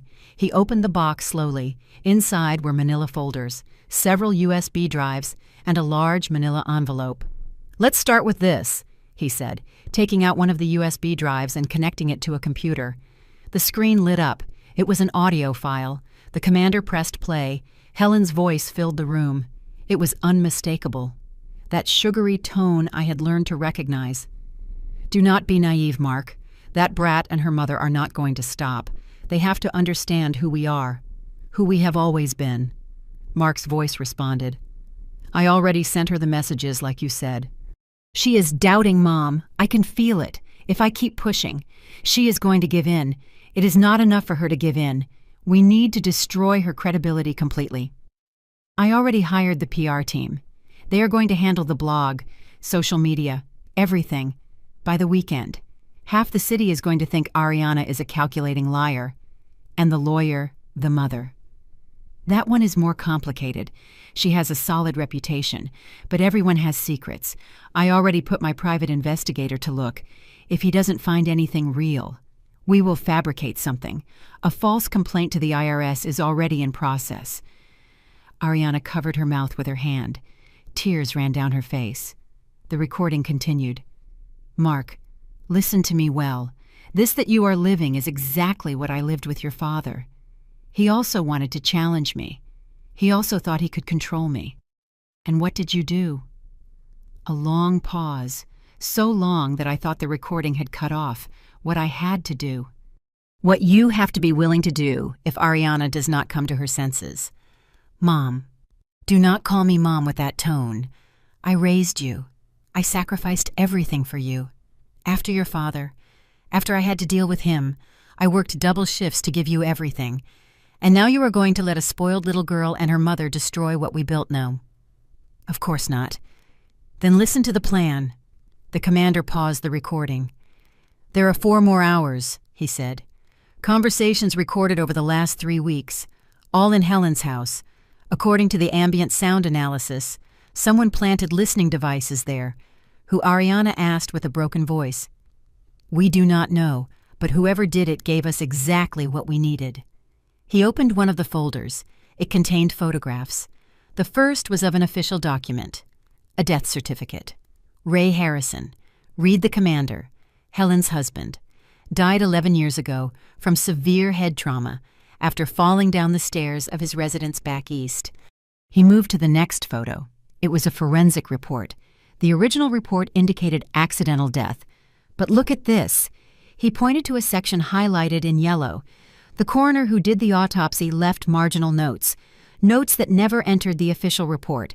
Says injury pattern inconsistent with accidental fall. Multiple contusions on the head suggest repeated blows. Recommend additional investigation. Why was it not investigated, I asked. Because the case was closed quickly by the prosecutor in charge, a man named Edward Harrison, another Harrison Ray's brother, Mark's uncle. The same one who is now a judge and who tried to suspend the restraining order. The pieces fit with terrible clarity. Helen killed her husband, I said aloud, and the family covered it up. That is what the evidence suggests, confirmed the commander. But there is more. He took out another folder. It contained old photographs. One was of a young man, handsome, smiling next to a much younger Helen. Ray Harrison in 1990, explained the commander. Successful engineer, came from a wealthy family. He married Helen when she was 22, and he was 30. He moved to more photographs, a sequence showing Ray in different eras. His smile was fading progressively. In the last photos, his face showed tension, exhaustion, fear. According to testimonies from neighbors at the time, the marriage was problematic. Helen was extremely controlling. There were reports of screaming, of broken objects, but in those years no one intervened in family matters, and no one thought a woman could be the abuser, I added bitterly. Exactly. Ray's last year of life. Several acquaintances noticed changes in him. He was thinner, more nervous. He confided in a cousin that he wanted a divorce, but that Helen threatened him. She said if he left her, she would make sure he never saw his son. And nobody did anything, the cousin declared in the original investigation. But his testimony was dismissed as speculation without foundation. And after the case was closed, the cousin received threats. He stopped talking about it. Ariana looked at the photos with horror. Mark was 7 years old when his father died, she whispered. He told me he barely remembered him. He said his father was distant, cold, that his mother was the one who really took care of him, protected him. Helen rewrote history, I said. She made Mark believe his father was the bad guy, that she was the victim, the heroine. She raised him with that narrative. The commander nodded. And now Mark reproduces exactly his mother's patterns: control, violence, manipulation. But he sees himself as the justified victim. There was another folder. This one was thinner. This, said the commander with a grave voice, is the most disturbing part. It contained medical records of Mark when he was a child, between 7 and 12 years old. Mark was taken to the emergency room 5 times. 2 broken arms, a fractured rib, multiple bruises. Every time Helen explained they were accidents, that the boy was clumsy, restless. She beat him, said Ariana with horror. She beat her own son. Social workers opened 2 investigations. Both were closed without action. The family had too much influence. So Mark not only witnessed violence, I reasoned aloud. He was a victim of it. Helen molded him from childhood. She taught him that violence is love, that control is care, that victims are guilty. The commander took out the last USB drive. This one, he said, was recorded 3 days ago. It is the most recent conversation we have. He pressed play.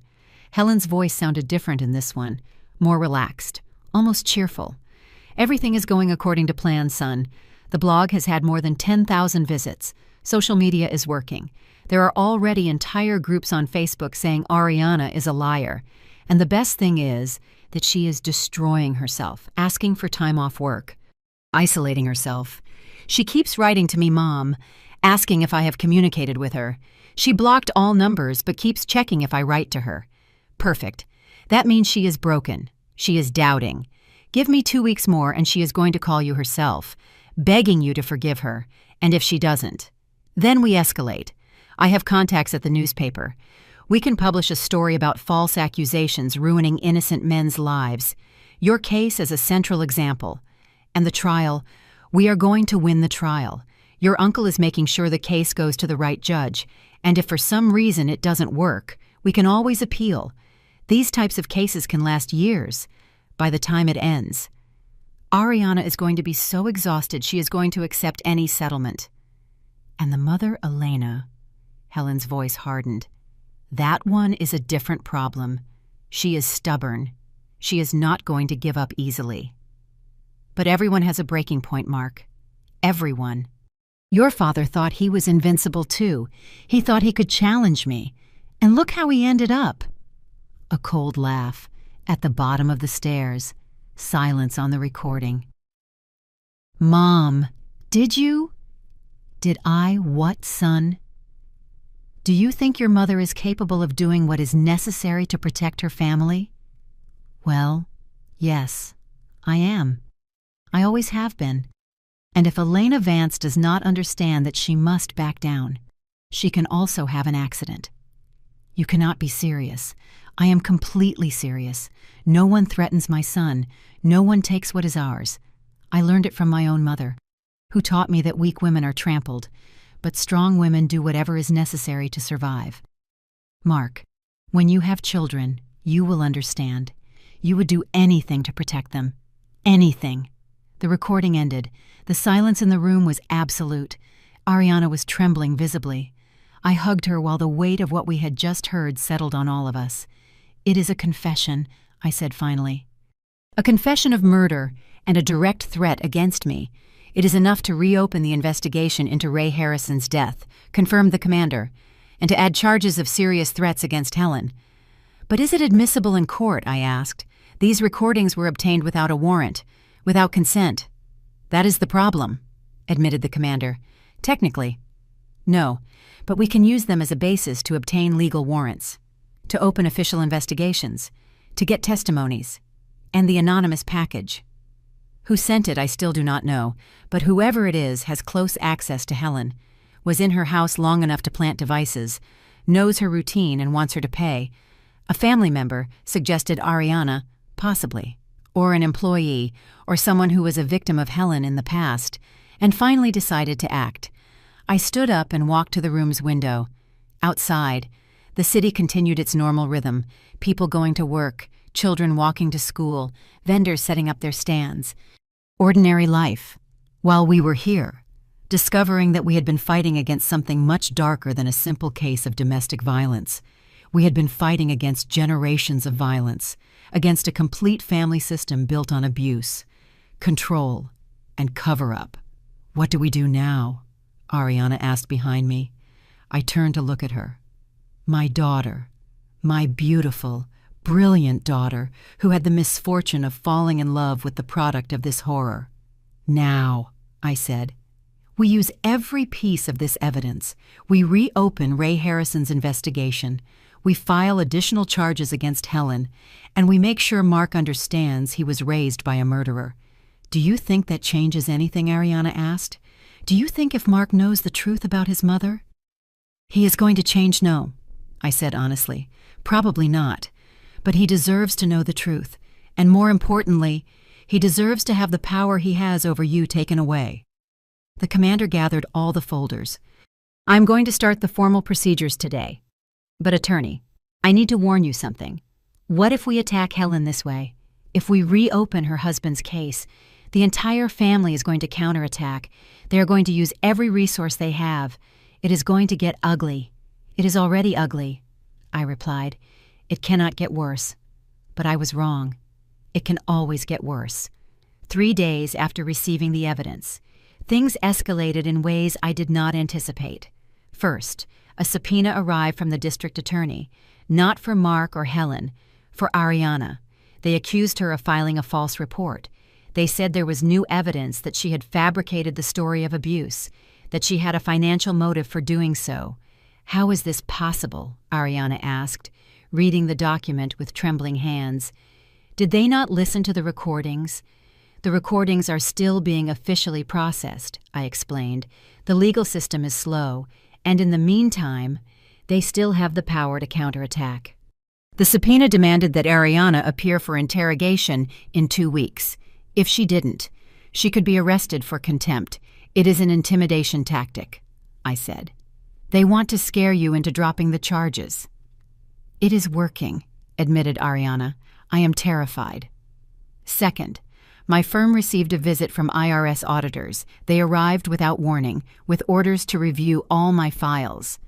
Lucy called me in panic. Attorney, they are taking computers, documents, Everything. They say they have a warrant. Let them. I said with calm I didn't feel. Everything is in order. Let them review whatever they want. But I knew what this meant.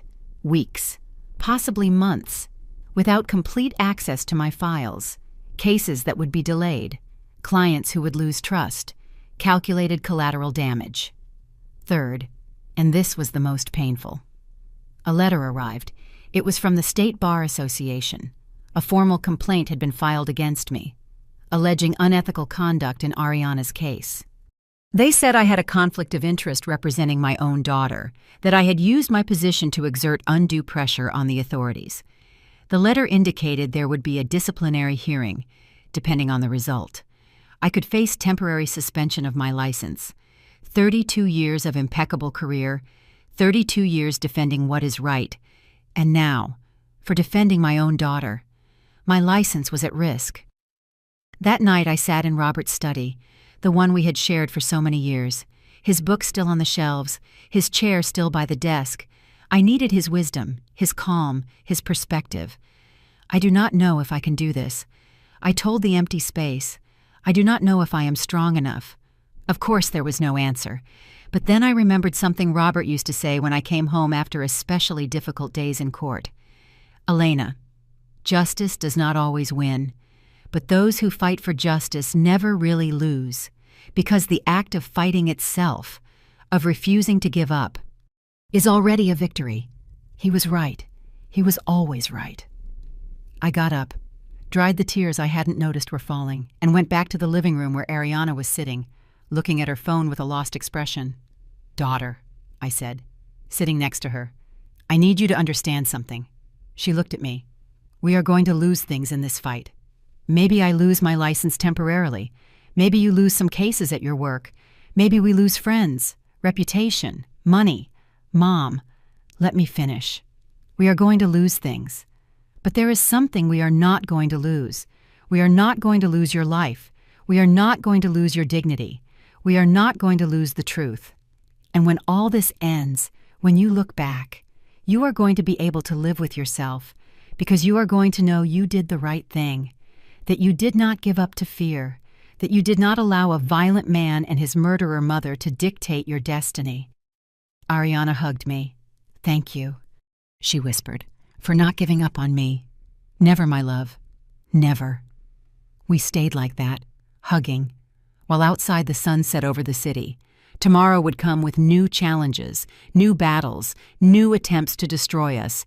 But tonight, in this moment, we were simply a mother and a daughter, supporting each other, and that, I decided, was enough. Because the most important moral revelation was not about Helen or Mark. It was about us, about our strength, about our resistance, about our absolute refusal to be destroyed. They had power, money, connections. But we had something stronger. We had the truth. And the truth, sooner or later, always finds its way to the light, even if it has to go through all the darkness first. I still wonder if I did the right thing by not giving in to pressure. Sometimes I wonder if protecting my daughter was worth risking everything I built.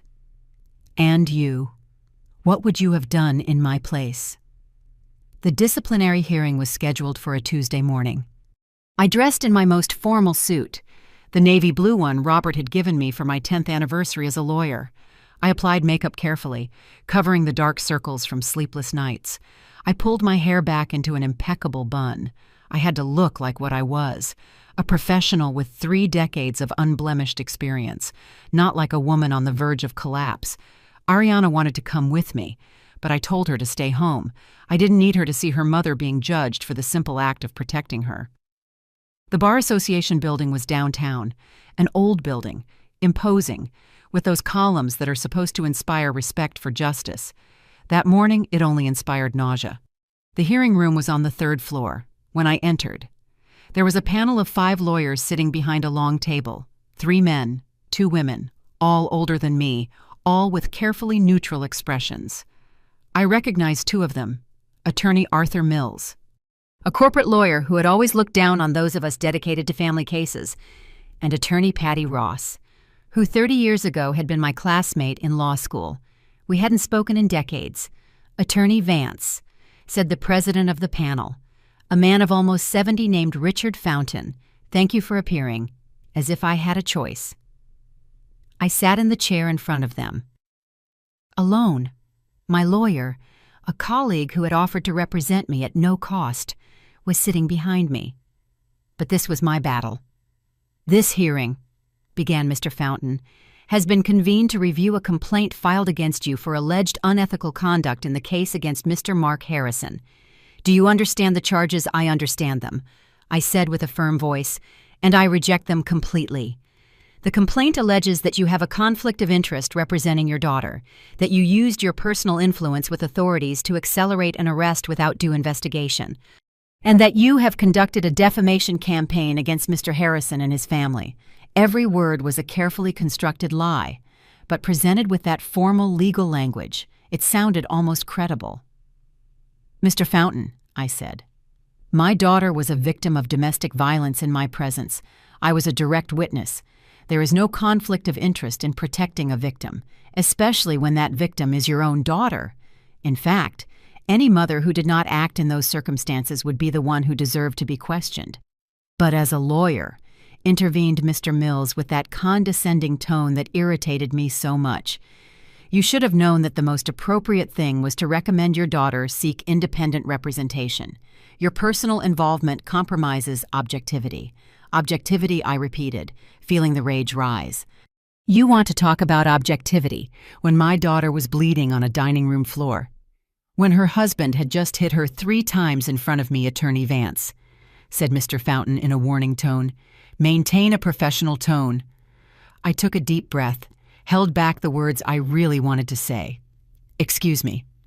What I'm trying to explain is that I acted within my rights and responsibilities as a citizen, as a witness, and as a mother. At no time did I violate the ethical norms of our profession. Patty Ross spoke for the first time. Elena, she said, and the use of my first name took me by surprise. I understand your position, but you must understand that this situation is complicated. Mr. Harrison comes from a respectable family. His uncle is a judge. His cousin is a prosecutor. There are considerations. Considerations, I interrupted her. Considerations about what, Patty? About whether a rich and connected man can hit a woman without consequences. I am not saying that. Then what are you saying? Uncomfortable silence. Mr. Mills took the floor again. What Mrs. Ross is trying to explain is that your passion for these domestic violence cases, although admirable, can sometimes cloud your judgment. You have built a whole career on being the defender of women. And now, conveniently, your own daughter becomes a case. Conveniently? My voice came out higher than I intended. Are you suggesting my daughter invented being beaten so I could have another case? I am suggesting the situation raises legitimate questions. The only legitimate questions here, I said, getting up from my chair, are why we are having this hearing in the first place, who filed the complaint, who financed it, and what connections do they have with the Harrison family, Attorney Vance. Sit down, ordered Mr. Fountain. I did not sit down. I have been in this profession for 32 years. I have defended 218 women. I have won 186 cases. I have helped pass 3 victim protection laws. My record speaks for itself. And now, I continued, for the first time in my career, I face a disciplinary hearing, not for malpractice, not for negligence, not for dishonesty, but for the unforgivable crime of protecting my own daughter from a violent man. If that is grounds to suspend my license, then suspend it. But let it be clear on the record that this panel chose to side with an abuser over a victim, with power over justice.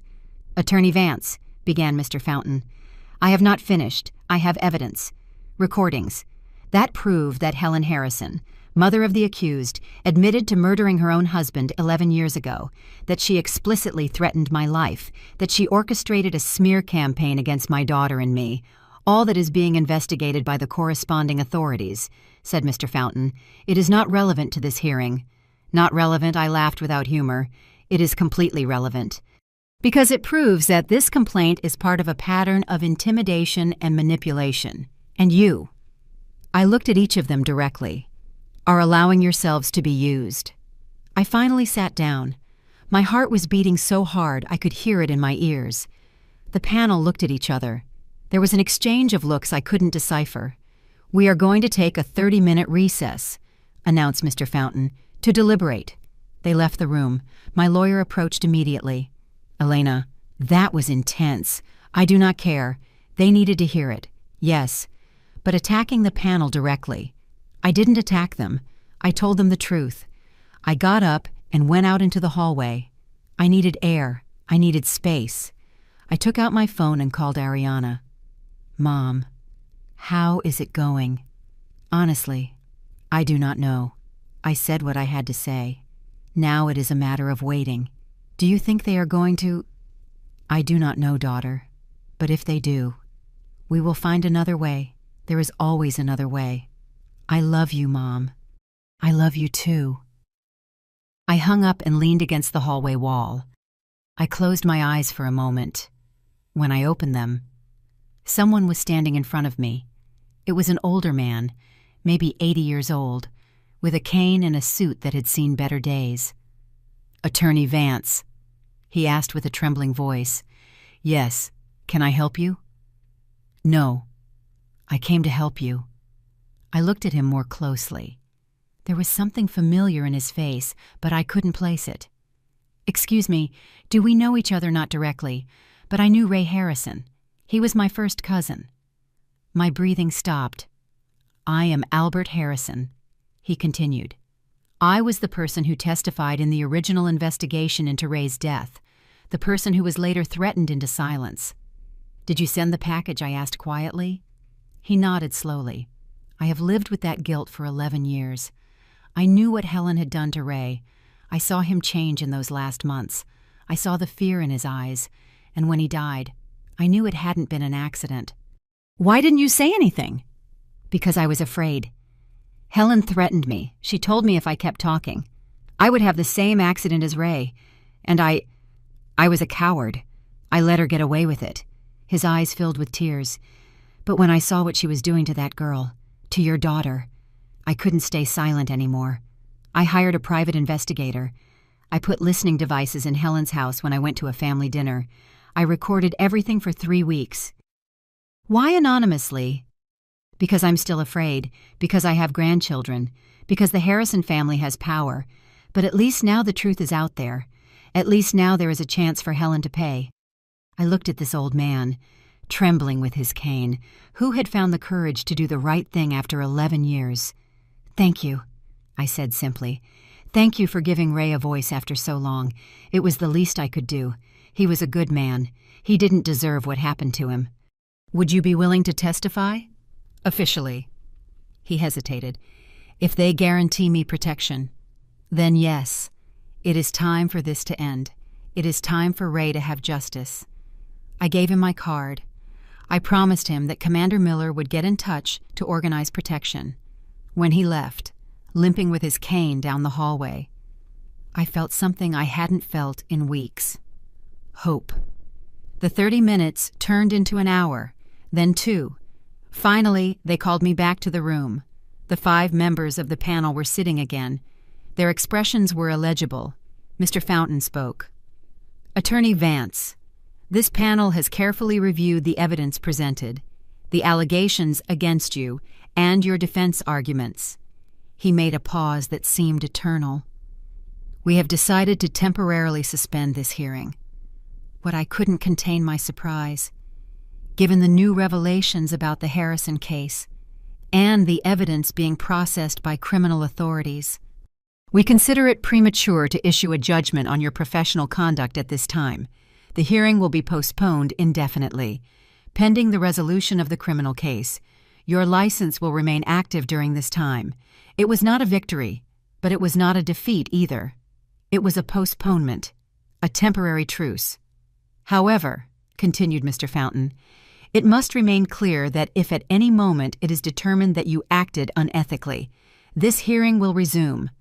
"I understand," I said. "Can I leave?" I got up. I said nothing else. There was nothing else to say.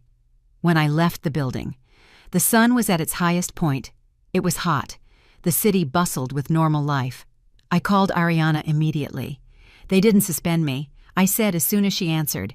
They postponed the decision. Is that good? It is the best we could hope for today. I am going to make coffee when you arrive. The pot roast style coffee Dad liked.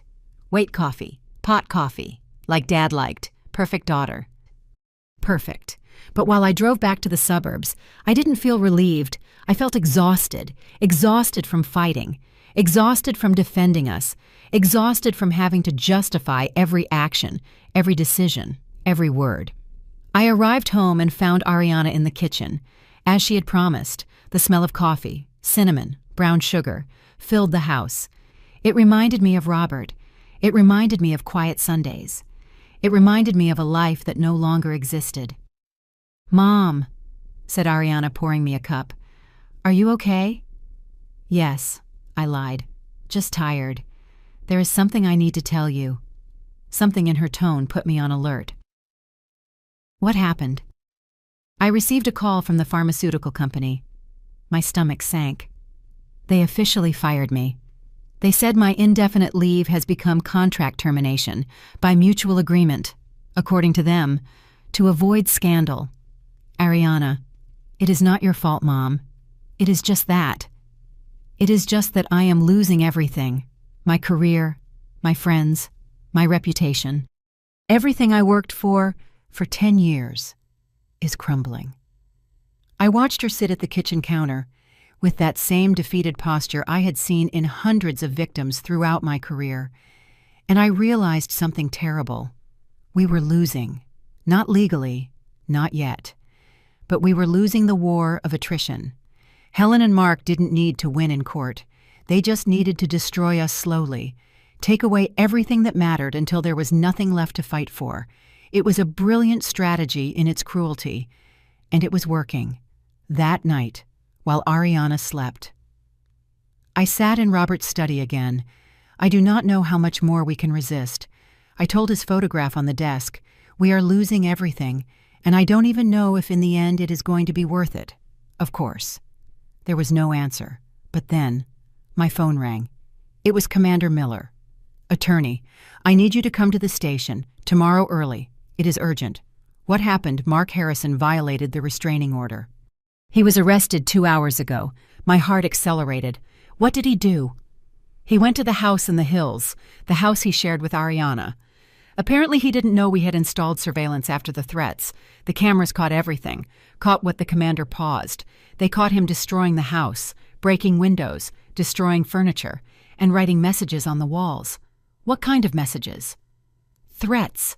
Very specific threats against Ariana and against you." I closed my eyes. Where is he now in custody? This time he is not going to get out easily. Not with violation of a restraining order, destruction of property, and threats documented on video. I will be there first thing. I hung up and stared at the darkness outside the window. Mark had lost control. He had crossed the line so obviously that not even his family could protect him this time. It was a victory. But I didn't feel victorious. I felt hollow, because I knew this wasn't over. That Helen was still out there, free, dangerous, and that while she existed, none of us would be truly safe. The house in the hills looked like a war zone. We arrived early in the morning, Ariana and I, escorted by Commander Miller. The police had cordoned off the area. Neighbors peeked from their windows, some taking photographs with their phones. The scandal Mark so feared creating. He had finally created it himself. The front door was splintered, as if it had been kicked repeatedly. When we entered, the smell of spray paint hit me immediately. The walls were covered with words. "Liar. Bitch. I am going to kill you. This is not over." Written with red spray, like blood. Ariana covered her mouth, holding back a sob. The furniture was destroyed. The sofa she had chosen with such care, slashed with something sharp. The dining table, where that fatal dinner had occurred, overturned. The fine porcelain plates that had been my mother's, shattered on the floor and in the kitchen. We found the worst part, The Japanese knife Robert had given Ariana, the one that had been damaged that first time Mark hit her. Now it was stuck in the wooden table. Next to it, a handwritten note. "For when you return." The implications were clear and terrifying. "Everything is documented," said Commander Miller, showing me his tablet with the security footage. He arrived at 11:30 at night. He spent 3 hours here, systematically destroying every room. In the video, I could see Mark moving like he was possessed, screaming, crying, breaking. At some moments, he talked to himself, as if he had a conversation with someone who wasn't there. "Is he under the influence of something?" I asked. "Toxicology analysis pending, but his behavior suggests a psychotic episode, or simply uncontrolled rage." Ariana walked through the house like in a trance, touching the remains of her previous life. "I bought that lamp in Oaxaca," she murmured, looking at the pieces of ceramic on the floor. "On our first anniversary, I thought we were going to grow old together in this house." She knelt next to the fragments, touching them carefully, as if they were sacred relics of a life that no longer existed. "Ariana," I said softly, kneeling next to her, "this is not your life. This was an illusion. Your real life is waiting for you. A life without fear, without violence, without having to measure every word. But Mom, look at this. Look at what my marriage became. Walls with threats, destroyed furniture. How did we get here? Because you married a sick man, raised by a sick woman. It is not your fault. But I chose him. I said yes. I ignored all the signs, because he deceived you. Because that is what abusers do. They present themselves as Prince Charming until the trap closes." I helped her up. Her knees were trembling. "Do you want to take anything?" I asked. "Anything you want to keep?" She looked around. The destroyed living room, the ruined dining room, the kitchen stained with hate. "No," she said finally. "I do not want anything from here. This house is cursed with his violence, with his rage. Let it rot." It was the first time I heard true clarity in her voice since all this started. "But there is something I need to do," she continued. "What I need to see him. Mark. Yes, I need to see him in the eyes one last time. I need to tell him what I could never tell him when we were together." Commander Miller was listening to us. "I can arrange it," he said. "He is in custody. He has the right to visits from his wife. Technically, they are still married. But, attorney," he looked directly at me, "are you sure it is a good idea?" "No," I admitted. "I am not sure, but it is Ariana's decision." We looked at my daughter. "I am sure," she said with a firm voice. "I need to do this. For me." 2 hours later, we were in the prison visiting room. Ariana had changed clothes. She had put on a simple but elegant dress. She had applied light makeup. She looked beautiful, strong, nothing like the broken woman Mark expected to find. I was sitting outside, watching through the glass of a door. Commander Miller was next to me, along with 2 security guards, if he makes any threatening move. The commander assured me, "We enter immediately." I nodded. Mark entered the room handcuffed. He had lost weight. He had deep, dark circles. His prison clothes were too big for him. He no longer looked like the successful and well-dressed engineer I had met 5 years ago. He looked like what he was, a man destroyed by his own violence. When he saw Ariana, his face went through a sequence of emotions: surprise, relief, hope. "Ariana," he said, his voice breaking. "You came. I knew you would come. I knew you still loved me." Ariana did not respond immediately.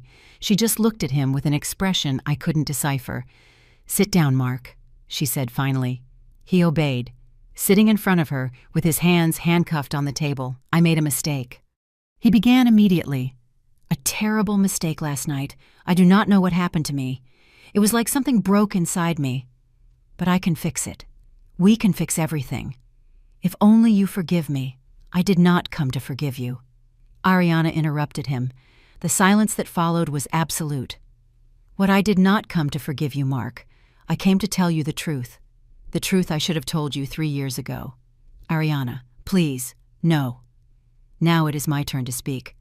For the first time in our marriage, you are going to listen to me without interrupting, without screaming, without hitting." Mark closed his mouth. Something in Ariana's tone must have told him that this time was different. "When I met you," she continued, "I thought you were everything I had always dreamed of. Smart, successful, charming. My friends envied me. My family admired you. I thought I had won the lottery. But little by little, so gradually I barely noticed, you started changing me, molding me into something that wasn't me. You criticized my clothes. You questioned my friendships. You controlled my time. And I allowed it because I thought that was love. I thought your jealousy meant you cared." "Ariana, everything I did was because I loved you." "No," she said firmly. "What you felt was not love. It was possession. I was not your wife. I was your property, something you thought you could control, manipulate, punish when I didn't obey." Mark shook his head, tears beginning to fall. "No, it is not like that. I love you. I have always loved you. Did you love me when you hit me for spilling a drop of water? Did you love me when you locked me in our room because I arrived late from work? Did you love me when you destroyed the house we bought together and wrote death threats on the walls? Every question was a stab. Mark shrank with each one. "Your mother taught you that is how you love," continued Ariana, "because that was how she loved your father, with control, with violence, with the belief that she had rights over his life. Do not bring my mother into this. Your mother murdered your father, Mark. She killed him and made you believe it was an accident. She raised you with that lie. She taught you that violence was normal, that control was affection, that victims were guilty. That is a lie," screamed Mark, getting up from his chair. The guards tensed, ready to intervene. "Sit down," ordered Ariana with supernatural calm. And to my surprise, Mark obeyed. "We have recordings," said Ariana, "of your mother admitting what she did, threatening to do the same to me, with you on the side, listening, supporting her. She wasn't serious. Yes, she was serious. And deep down, you know it. You have always known it. That is why you never questioned the accident story. That is why you never really investigated how your father died." Mark crumbled, literally folded over the table, sobbing. "I do not know who I am without her," he admitted between tears. "I do not know how to be. She is all I have." "And that," said Ariana, "is precisely the tragedy, because you could have been different. You could have chosen to be the man you pretended to be when we met, but you chose to be like her." "What am I going to do?" Mark asked, with the voice of a lost child. "What is going to become of me, I do not know. And honestly, Mark, it is no longer my problem." Ariana stood up. "I came here for a reason. To tell you that I am no longer afraid of you, that I no longer blame myself for what you did to me, that I understand you were both victim and perpetrator. But that doesn't excuse what you did. I came to tell you that I am starting divorce proceedings, that I am going to recover my house, my money, my life, and that never, never again are you going to have power over me. Ariana, please, do not go. Goodbye, Mark. I hope one day, in some prison cell, you find the real therapy you need, not for me, but for you. And for any woman who has the misfortune of crossing your path in the future." She turned around and walked towards the door. Ariana screamed Mark. "Ariana, I love you. I will always love you." She stopped at the door without turning around. "Love does not hurt, Mark. What you felt was never love." And she left. When the door closed behind her, I saw her transform. The shoulders she had kept tense during the entire conversation finally relaxed. The tears she had been holding back finally fell, but they were not tears of sadness. They were tears of liberation. I hugged her in the hallway, while Mark kept screaming her name from the visiting room. "It is over," I whispered to her. "It is over." "Yes," she responded. "It is over." That night, back in the house in the suburbs, Ariana entered Robert's study, the same one where I had spent so many nights seeking his silent advice. I found her there, looking at the photograph of him on the desk. "Do you know what is the strangest thing?" she said without looking at me. "During all these months, I thought Dad would feel disappointed in me for having married Mark, for not having seen the signs, for needing to be rescued. Your father would never have been disappointed in you. I know now, because Dad taught me what real love was. He showed me what a marriage should be. Mutual respect, unconditional support, constant kindness. That is why I knew something was wrong with Mark," she continued, "because Dad set the standard, and Mark never came close to reaching it." She turned to me. "Thank you, Mom, for not giving up, for fighting when I couldn't, for being strong when I was broken. Always, daughter, always." We hugged in that study that smelled of old books and coffee, surrounded by the memories of a man who had taught us what it meant to love correctly. The next day, we formally initiated divorce proceedings. We also filed additional charges for destruction of property and threats with the security recordings. It was an open and shut case. Mark now faced multiple charges: domestic violence, violation of restraining order, destruction of property, threats. His family's lawyers tried to negotiate, but this time there was no room for negotiation. The evidence was too clear, the crimes too obvious. But Helen remained. She was still free, waiting for trial for her participation as an accomplice in the violence against Ariana. But now, with Albert Harrison's testimony and the recordings confessing Ray's murder, the prosecutor's office was reopening that investigation too. One afternoon, a week after the confrontation with Mark, I received an unexpected call. It was Helen, Attorney Vance. She said with that voice I had learned to hate, "We need to talk. We have nothing to talk about. On the contrary, we have a lot to talk about. My freedom, my son's future, and what I am willing to do to protect both things." "Are you threatening me?" "No, dear. I am offering you a deal. I do not make deals with murderers." "How dramatic. Listen, I know you have recordings. I know that traitor Albert sold me out, but I also know those recordings are not admissible in court. They were obtained illegally. They may not be directly admissible, but they give grounds for a full investigation. And when that investigation ends, you are going to pass the rest of your life in prison. Maybe or maybe not. My family has resources, good lawyers, connections. We can prolong this for years, decades. What is your point? My point is that we are both tired. You, your daughter, me, my son. All of us have lost something in this war. Wouldn't it be better for everyone if we simply ended this? How withdraw the charges against Mark? Convince Ariana to accept an amicable divorce without compensation, and I will make sure the investigation regarding Ray stalls. We all go on with our lives. Are you crazy?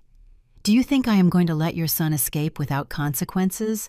Not without consequences, with reduced consequences, 1 year in prison instead of 6, mandatory therapy, permanent restraining order, something that allows him to rebuild his life eventually.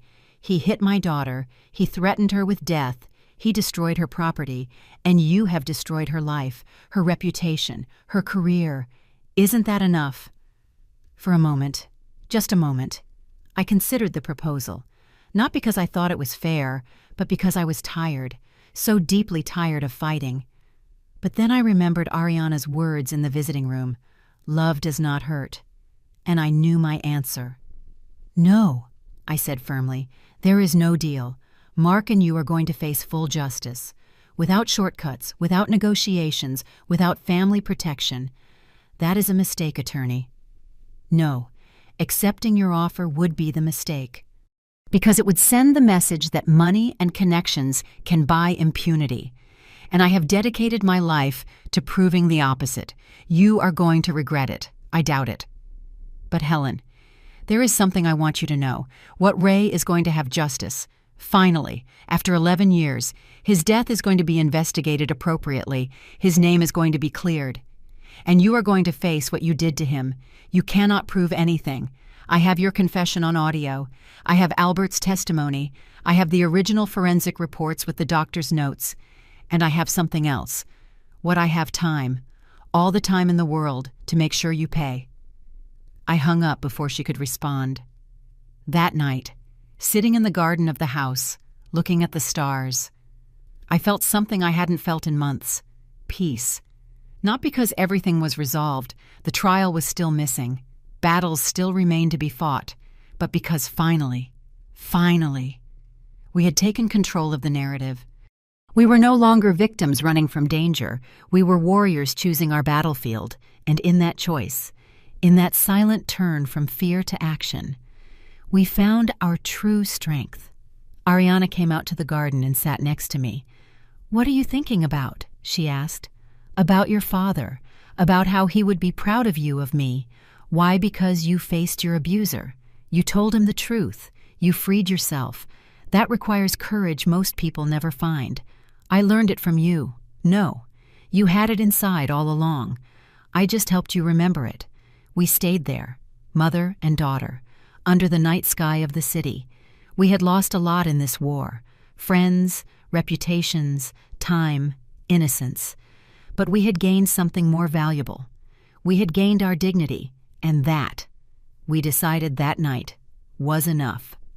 Mark's trial lasted 3 weeks.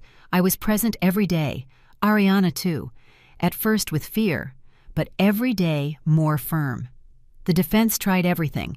They alleged temporary mental disorder. They argued Ariana had provoked him. They presented witnesses who said my daughter was manipulative, but the evidence was irrefutable: the security recordings, the medical reports, the photographs of the destroyed house, and my testimony as a direct witness of that dinner. The jury deliberated for 2 hours, guilty on all charges, 5 years in prison, permanent restraining order, mandatory psychological therapy.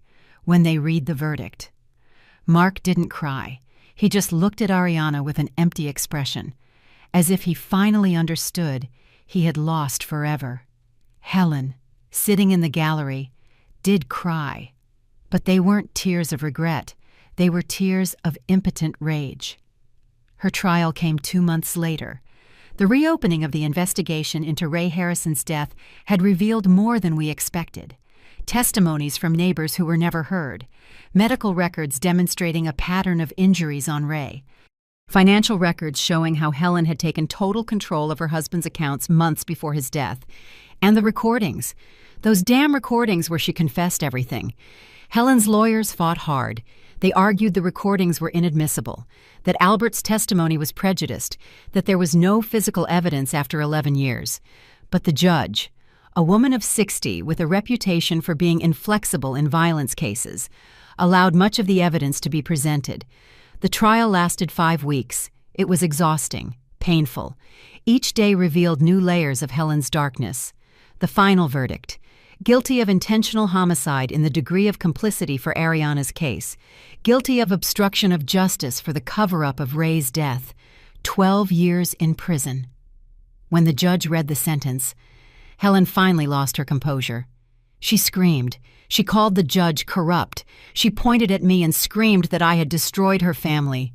"You destroyed your own family," I responded calmly. "I just made sure you paid for it." They took her out of the room handcuffed, still screaming threats. But in her eyes, I saw something I hadn't seen before: fear, real fear of what awaited her. 12 years in prison for a 64-year-old woman meant she would probably die there. And for the first time in this nightmare, I didn't feel satisfaction, just sadness for all the pain this woman had caused, for the lives she had destroyed, including her own sons. 6 months after the trial, Ariana received a letter. It was from Mark, from prison. She hesitated to open it. We sat in the kitchen for half an hour, looking at the sealed envelope. "Do you want me to open it?" I offered. "No, I need to do it." She opened it with trembling hands. The letter was short, written by hand with trembling writing. "Ariana, I do not expect you to read this. I do not expect you to forgive me. I just needed to write these words even if they never reach you. I am in therapy, real, this time. I have started to understand what my mother did to me, what I did to you, the cycle of violence I repeated without even realizing. My therapist asked me last week if I was ever really happy in our marriage. It took me days to realize the answer is no. because it wasn't happiness I felt, it was control. And when I lost that control, it terrified me so much I responded with violence. I know I will pass years here. I deserve it. But I want you to know something. You were right. In everything. My mother killed my father. I knew it always. On some deep level, I never wanted to recognize, and I chose to become her because it was easier than facing the truth. I do not ask for forgiveness. I do not deserve it. I just ask you to live, to be happy, to find the love I could never give you. And if you ever have a daughter, teach her what I never learned. That love does not control, does not hit, does not destroy. Love liberates. Mark. Ariana finished reading with tears falling on the paper. "Do you think he is sincere?" she asked. "I think he is starting to see the truth. If that turns into real change, only time will tell." Should I respond, "Do you want to?" She thought for a long moment. No, because anything I say to him would make it about him, about his redemption, about his process, and I am no longer part of his story. She folded the letter carefully and put it in a drawer. But I am going to keep it, as a reminder that even monsters are human, sick, broken, but human. That same month we received news about the Harrison family. Judge Henry Harrison, Mark's uncle, resigned from his position after an internal investigation revealed he had used his influence inappropriately in multiple cases. Not just ours. The prosecutor cousin also faced charges for obstruction of justice. The family that had seemed so powerful, so untouchable, was crumbling, not by our direct actions, but because finally someone had shone a light on their shadows, and roaches always run when the light is turned on. Christine Davis, Helen's friend who had called me to intimidate me at the beginning, published a public apology on her Facebook. She said she had been deceived, that she didn't know the full truth, that she supported victims of violence. It was a lie.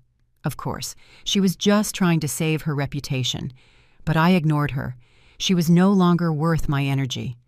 Ariana sold the house in the hills. She couldn't stand the idea of going back there. And I understood completely, with the money, plus the compensation the judge ordered Mark to pay. She bought a small but bright apartment downtown, a new place, without memories, without ghosts. I helped her decorate it. New furniture, bright colors, plants in every window. It is mine. She said the day she moved in, completely mine. No one can destroy it. No one can take it from me. Exactly. But true karmic justice arrived unexpectedly. 1 year after Helen entered prison, I received a call from the warden. Helen had suffered a stroke. She survived, but was left partially paralyzed. She needed constant assistance for the most basic activities. The woman who had controlled everything, who had exercised absolute power over her family, now depended completely on others to eat, dress, move. "Is it terrible that I do not feel pity?" Ariana asked me when I told her. No, it is human. She never felt pity for her victims. But I do not feel happy for her suffering either. "That," I said, "is what makes you different from her. That is what makes you better." Life, we discovered, has a poetic way of collecting its debts. Mark, the man who used his strength to control, now lived in a cell where he had no control over anything. Helen, the woman who had taken mobility and life from Ray, now had lost her own mobility. And us, the ones who had been pushed, beaten, threatened, now walked free. It wasn't revenge, it was balance. The universe, finally, finding its middle point. 2 years after the arrest, Ariana got a new job, in a smaller company, but with a boss who valued her talent and respected her boundaries. She started going out with her friends again. Some of the old ones returned, apologizing for having abandoned her. Ariana forgave them, but kept distance. She had learned who her true allies were. She even started dating someone new, a doctor she met at a conference. Gentle, patient, without any need to control her.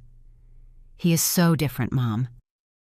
She told me one afternoon while we drank coffee in her apartment. "He asks my opinion. He respects when I say no. He encourages me to spend time with my friends. It is. It is so strange that it is normal. That is how it should always be. I know now, thanks to you, and thanks to Dad, for showing me what real love looks like. As for me, my license was never suspended. The disciplinary hearing was officially closed without action.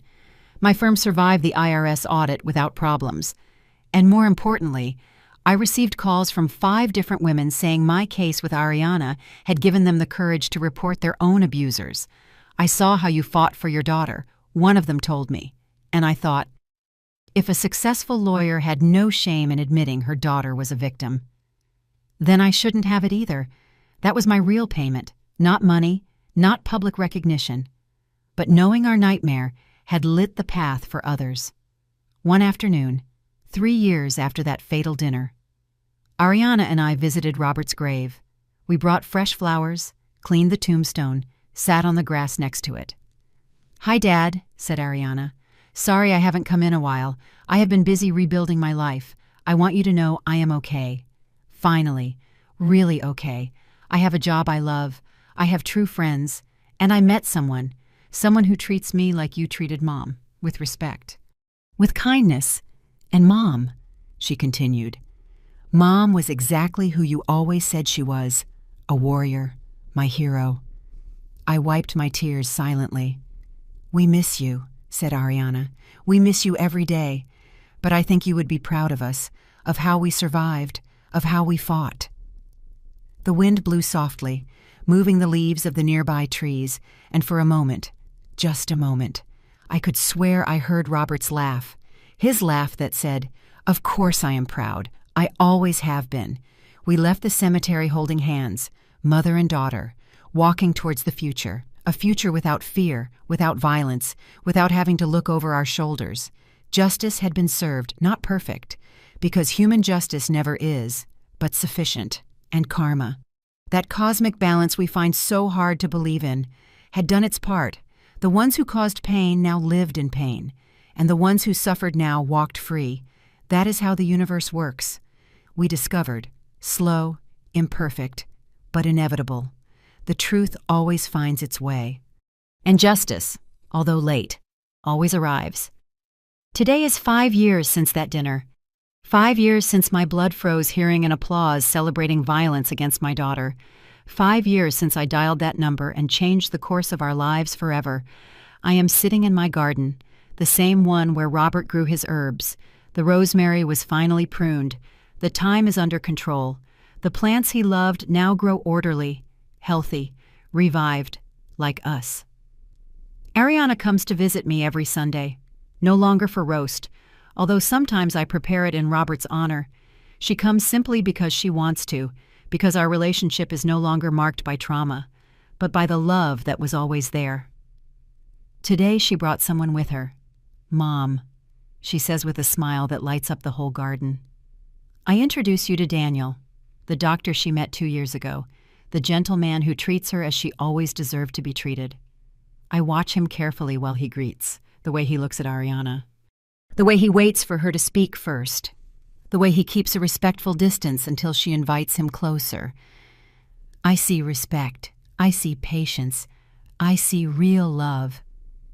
"It is a pleasure to meet you, Mrs. Vance," he says with genuine sincerity.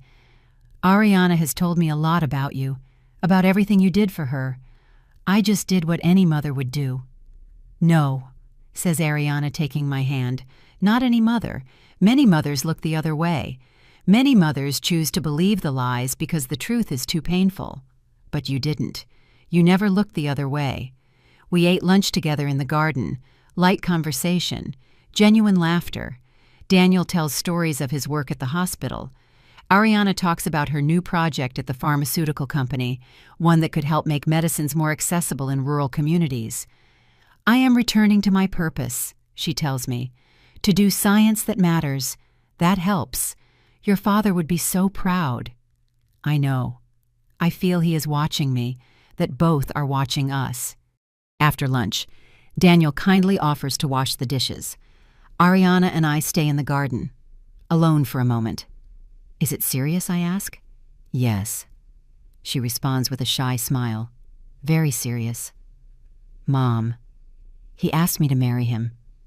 My heart skips a beat, not of fear this time, of hope. And what did you say I said I needed time? Not because I have doubts about him, but because I need to make sure I am ready, that I have healed enough. That, I say, is exactly the right answer. It shows you have learned, that you know your worth. I also told him that before being able to say yes, I needed him to know my whole story, the violence, the trial, everything. I do not want secrets in this relationship. And how did he react? He hugged me. He told me nothing in my past changed how he felt about me, that he admired my strength, that he would be honored to spend his life showing me how a woman should be treated. My eyes fill with tears. Then you have my blessing. When you are ready, thank you, Mom. For everything, for never giving up on me, for showing me I deserved better, for saving my life. You saved your own life, daughter. I just gave you the tools. We stayed silent for a moment, listening to the wind in the trees, the birds singing, the ordinary life we almost lost. Do you know what I have been thinking lately? Says Ariana. What about all the women who didn't have the luck I had? The ones who do not have a lawyer mother, the ones who do not have resources, the ones trapped without a visible exit. I think about them all the time. I have been considering something. I want to use my story, publicly, to help others. I look at her surprised. Are you sure that means exposing yourself, reliving the trauma? I know. But Mom, if my story can help a single woman recognize the signs, to have the courage to report, to know there is life after abuse, then it is worth it. My daughter, my beautiful, brave daughter, then we will do it together. I will support you every step.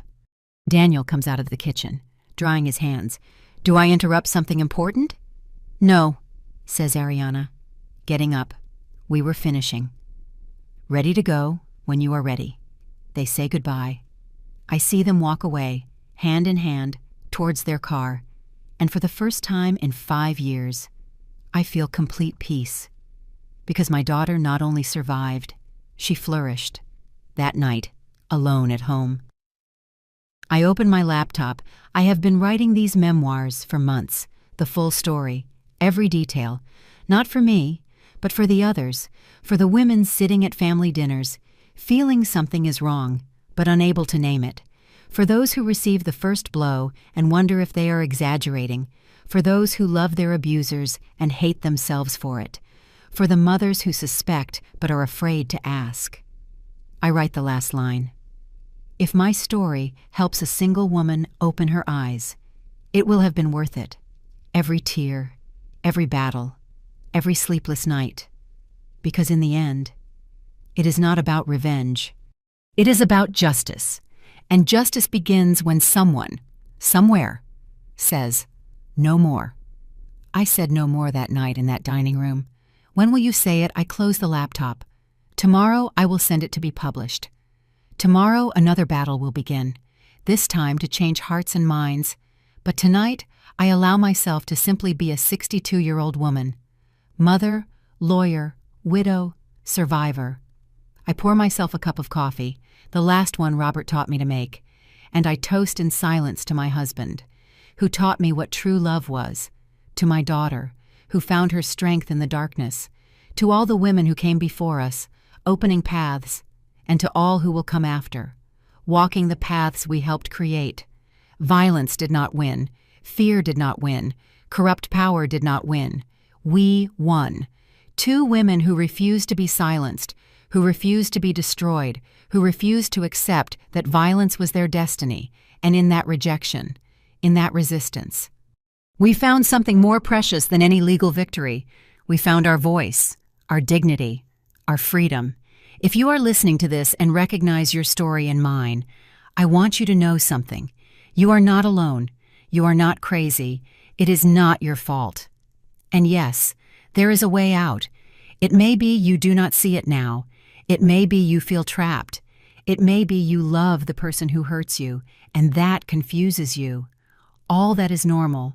But listen to me well. You deserve love that does not hurt. You deserve respect that does not condition.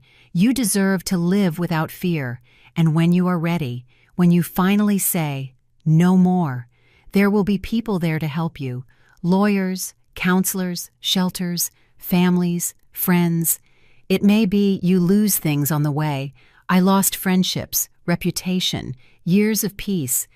But I gained something more important. I gained my daughter back, and she gained her life. So thank you for listening to the end. Thank you for allowing me to share this story I kept too long. If this story touched your heart, subscribe and activate the bell to hear more stories of women who transformed their pain into wisdom. Every day, a woman, a life lesson. Share this story with someone you love. Sometimes, a story like this can change a whole day, can change a whole life. God bless you. And remember, true love never hurts. Never. Until next time, with love. Elena Vance, a mother who saved her daughter, and a daughter who saved her own life.